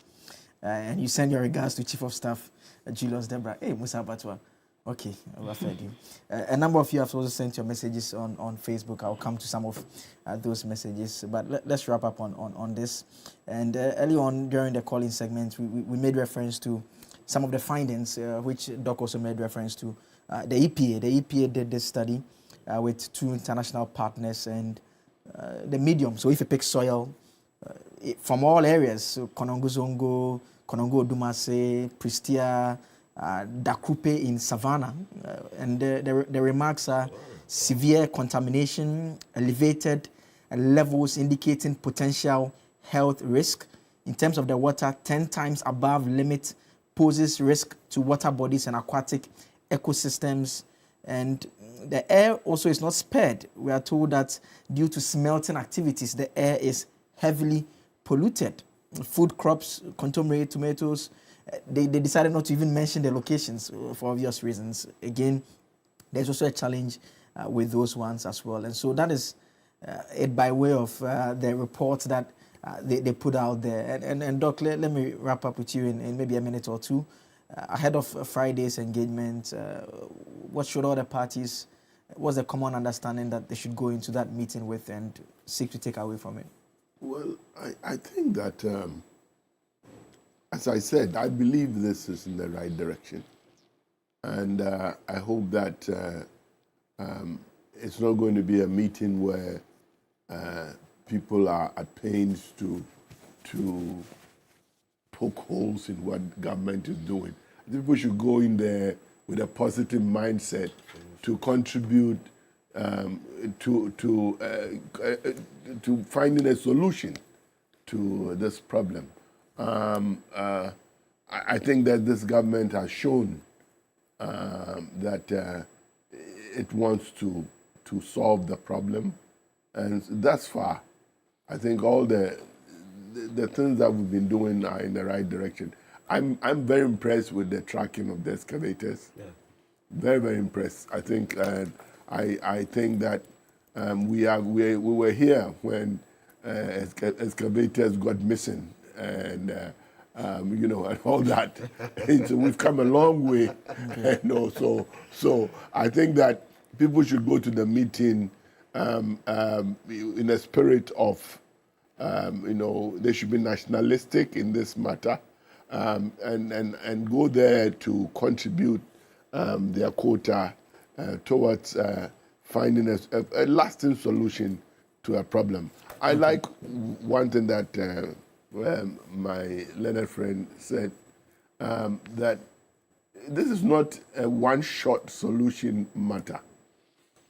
You will take steps, you will get something wrong, you review, you change, and that is the planning process, planning and policy that we teach in schools. That's what happens. Yeah. You review, and then you go back and you take a look, and so I think on Friday we are hoping that those who have been invited to the meeting will go in the spirit of a Georgia spirit, and then eventually we hope, I know, that we'll solve this problem. Okay.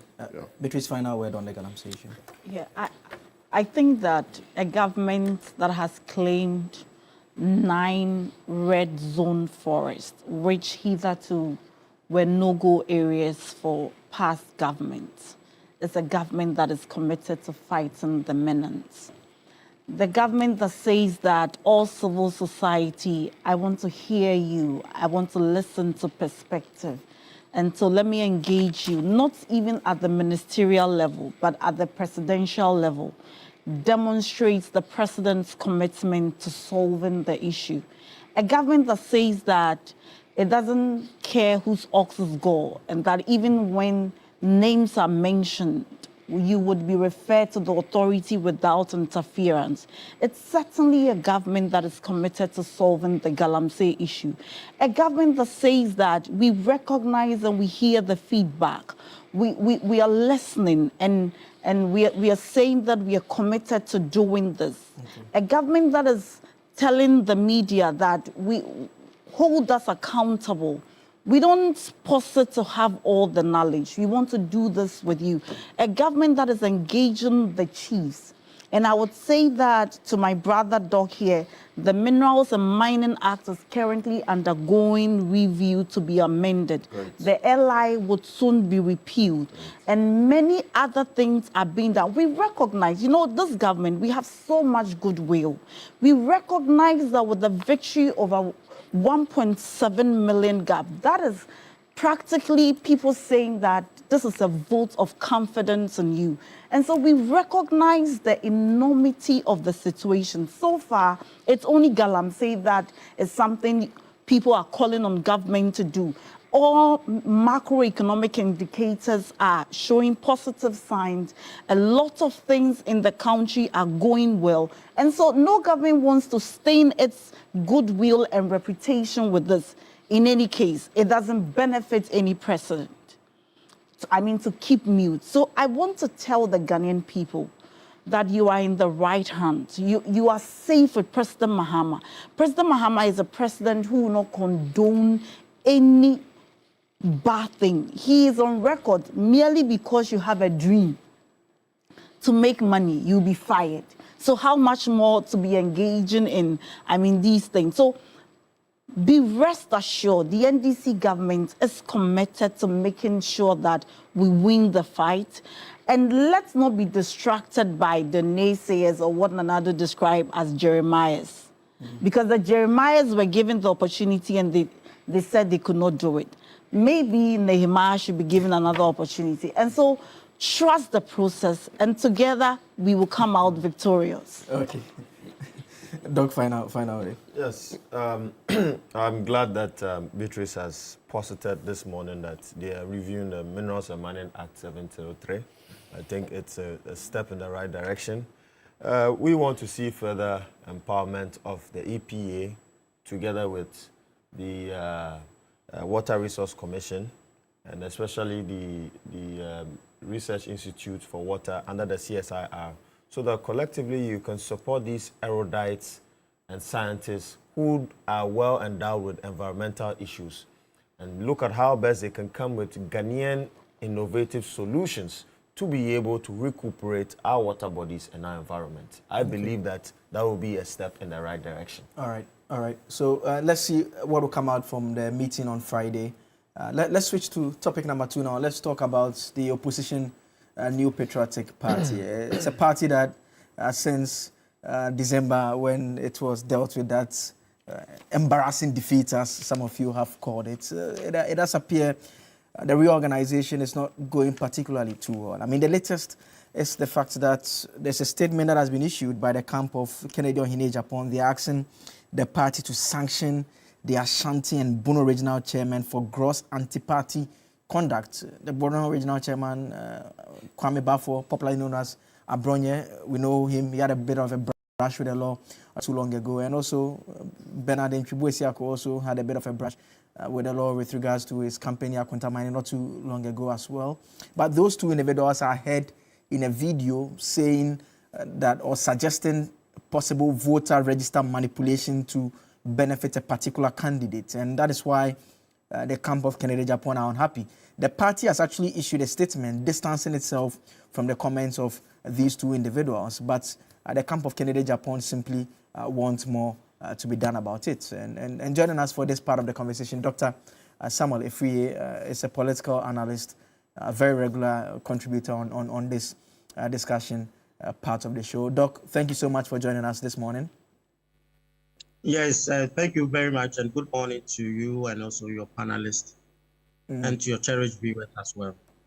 Doc, we are almost in December, almost a year since the election took place. And will one be fair to say that the NPP is not any better than it was in December if the outcome of the election was anything to go by?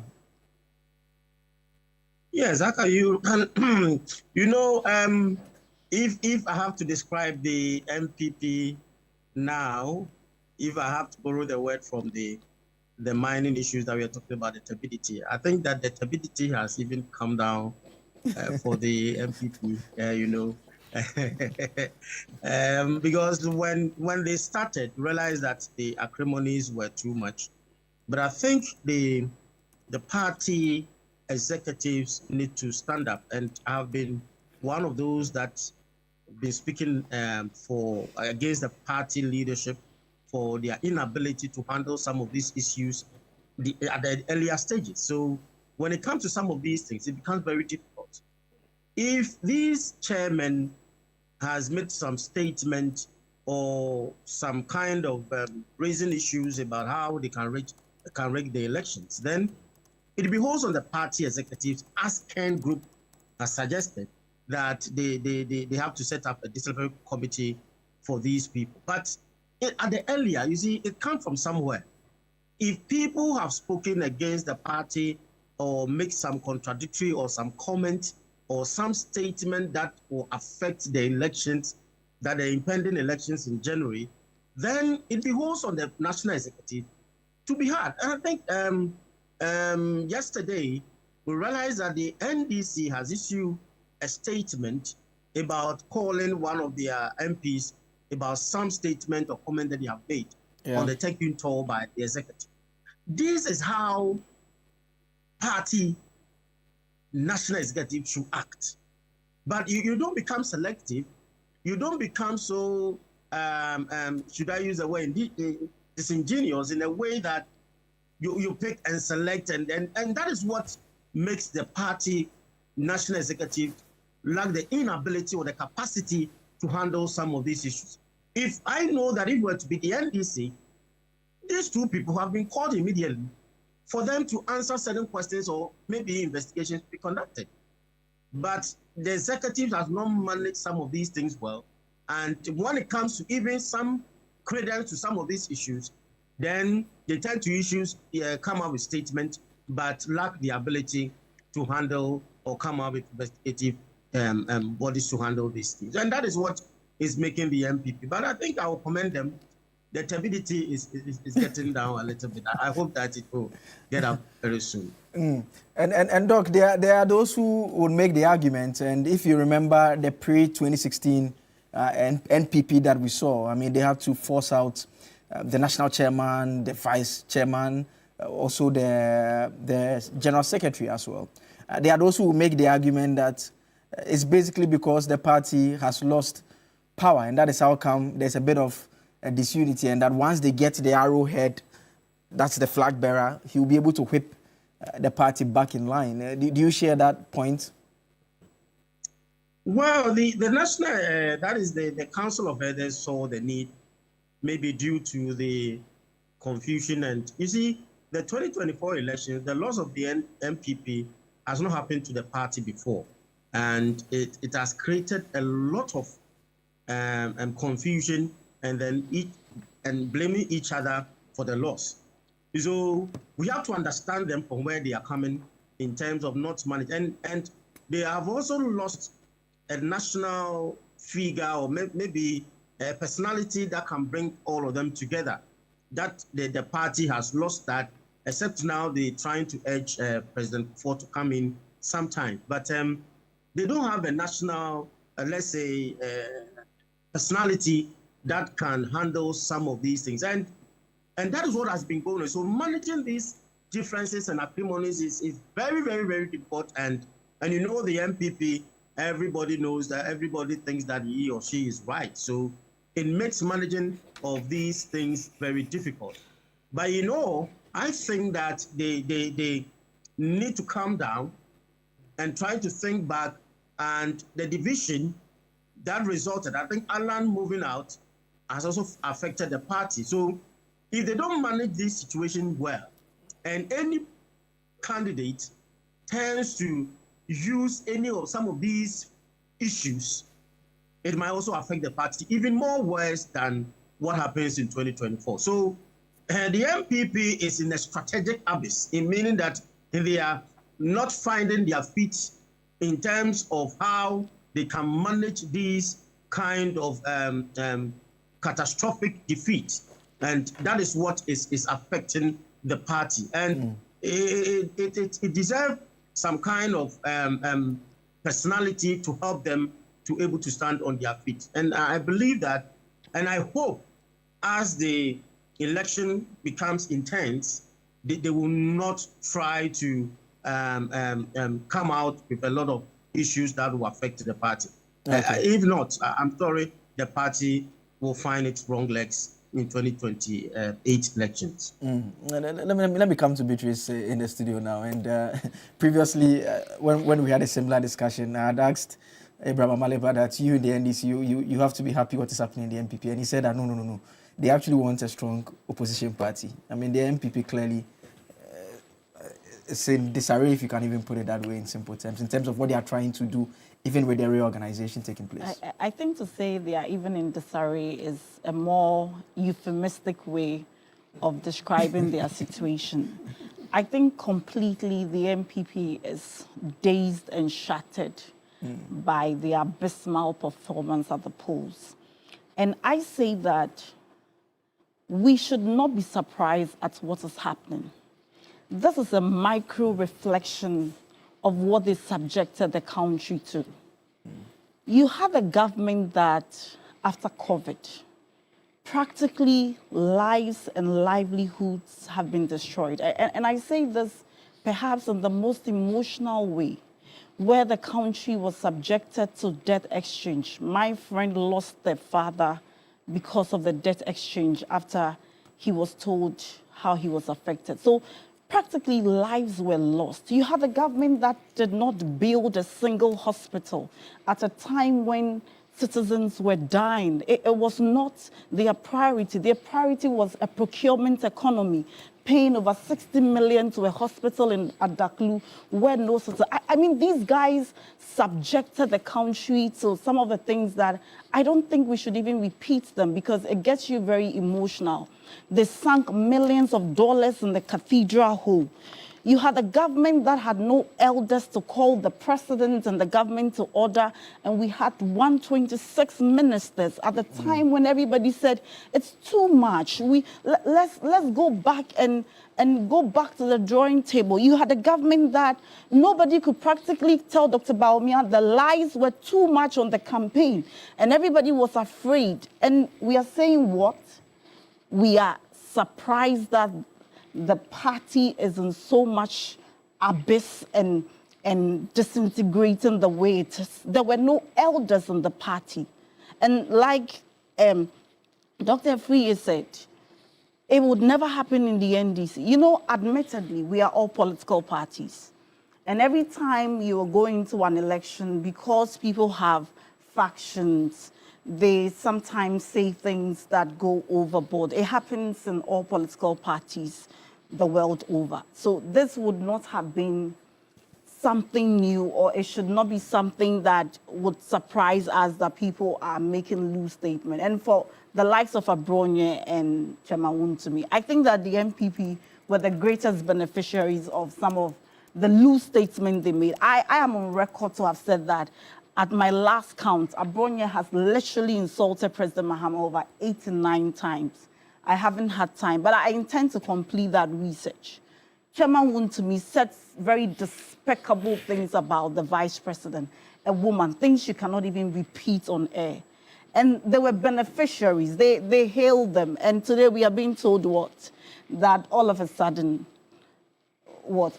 I think what Ghanaians should know, and this is not because we are in government or I'm a member of the NDC, I think the MPP have not got to the level where we must entrust the lives and destinies of people into their hands.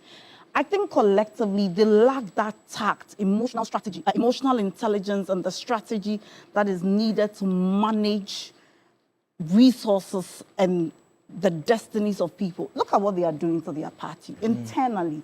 One would expect that because you have a very formidable opponent like the NDC, you have a political party like the NDC that has gone through almost every turbulent moment, even with their founder, emerged so strong, win an election with over 1.7 million, has a very formidable precedent. You go back to the drawing table. But what are they doing? Everybody wants to get close to power. Everybody wants to get close to the person who they anticipate may win power sometime in future so that they can amass resources when they come to power.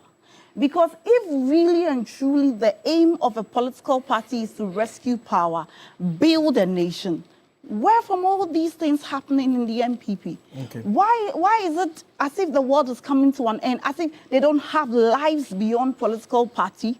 Look at what they did. And you see, they have a certain checkered history. Look at what they did to Chairman Afoko and Kwabene Japan. They don't believe in democracy. They are not Democrats. Because he practiced democracy, they just put up an appearance of, we believe in democracy.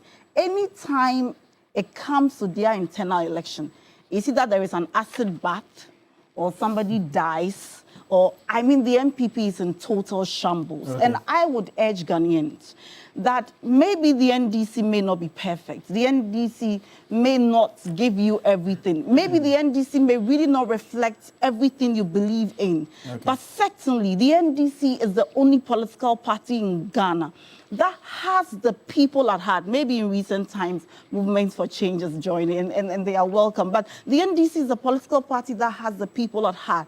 The discussion when the NDC is in power is how do we build roads to link regions? How do we build universities? How do we build schools? How do we get young people and give? And I'm an example of what the NDC can do for young people. I'm just 35, and every time I'm about the only girl who can mention my age publicly. And anytime anytime I mention, people say that we are shocked. So the NDC is a political party that shows that they believe in preserving the wisdom of the old, building the capacity of young people, and also ultimately the developmental agenda on the agenda every time. Right. And so if you have an opportunity this morning, I want you to join me to make a decision that the MPP should never come close to our resources, because these guys can't even manage their internal affairs. Okay.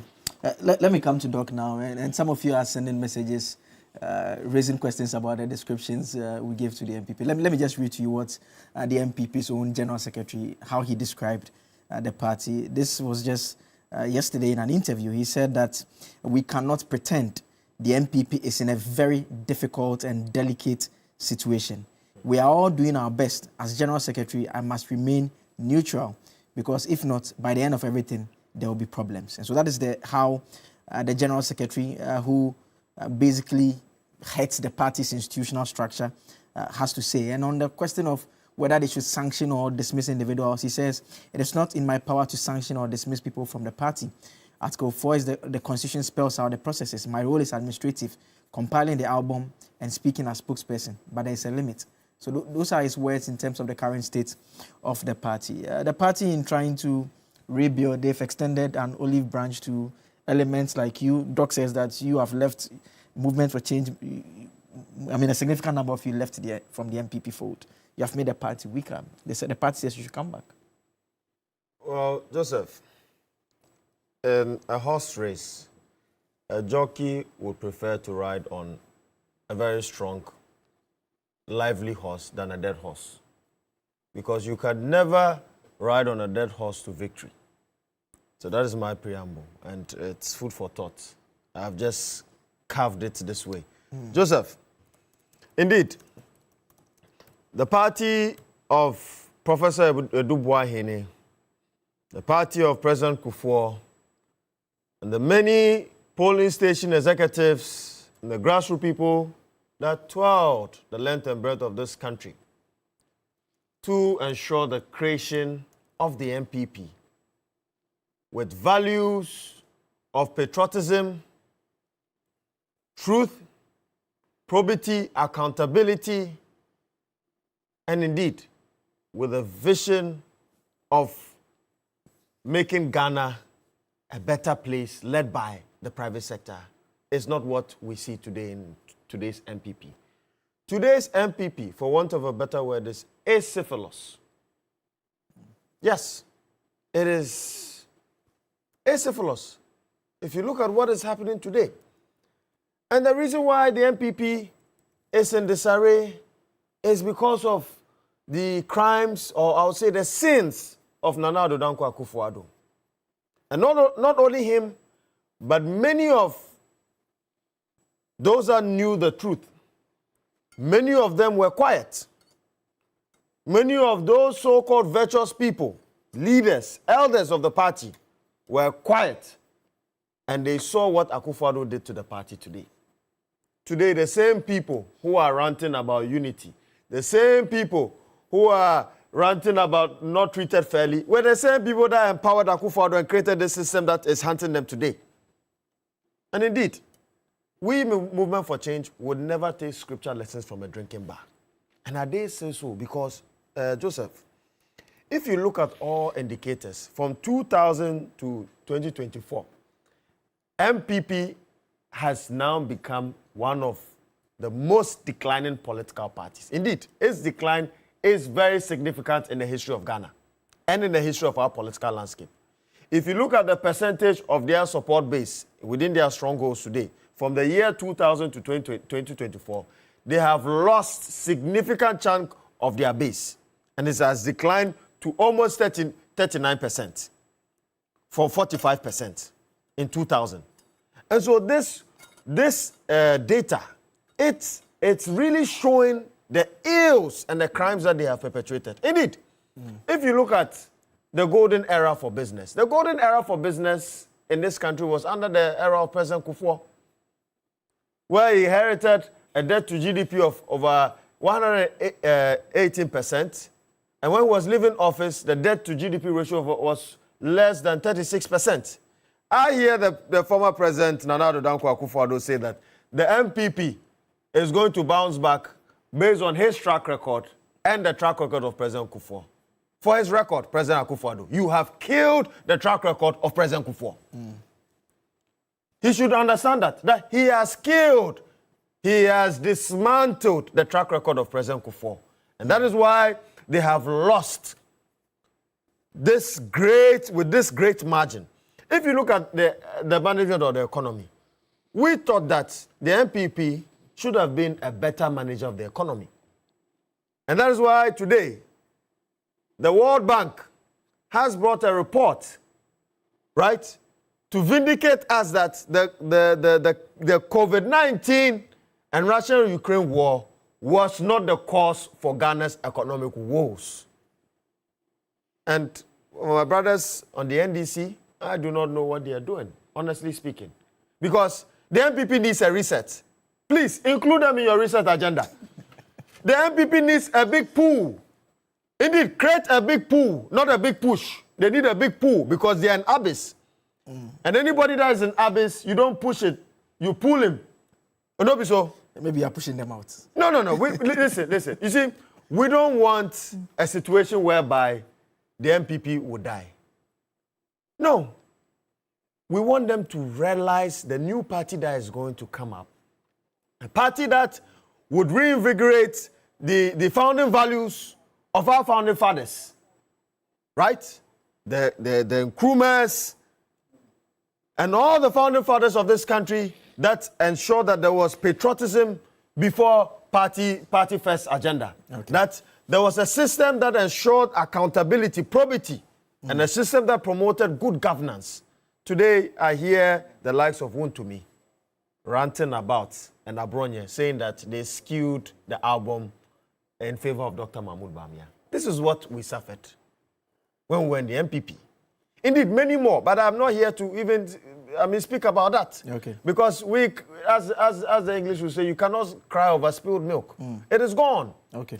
That is why today, the people of Ghana are calling for us to reinvigorate the political landscape and create a dominant political force. Okay. And as you can see, today on this national platform, where is the so-called largest opposition party in this country? Okay. They are not here. And so who is really the real opposition in Ghana today? It is a movement for change. Whether you like it or not, Joseph, we are the real opposition in this country today. Okay.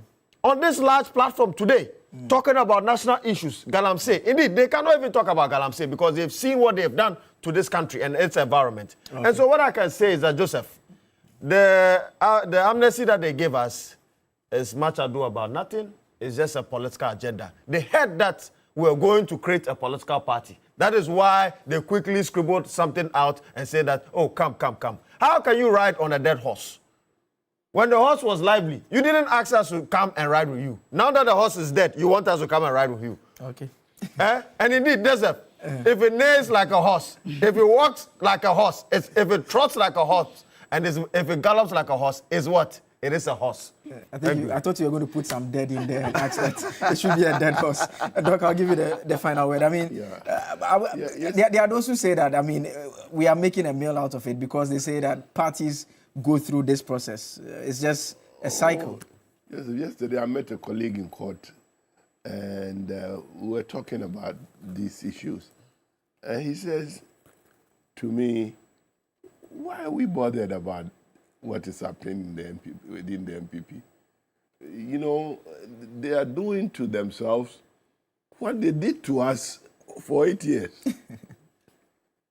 You know, policies that just don't make sense. When you have a divided party, you know, coming from the last election, why would you want to front load your system and elect a flag bearer and impose, you know, what is going on? You see, my friend said yesterday that what we have within the MPP are not national executives, we have kingmakers.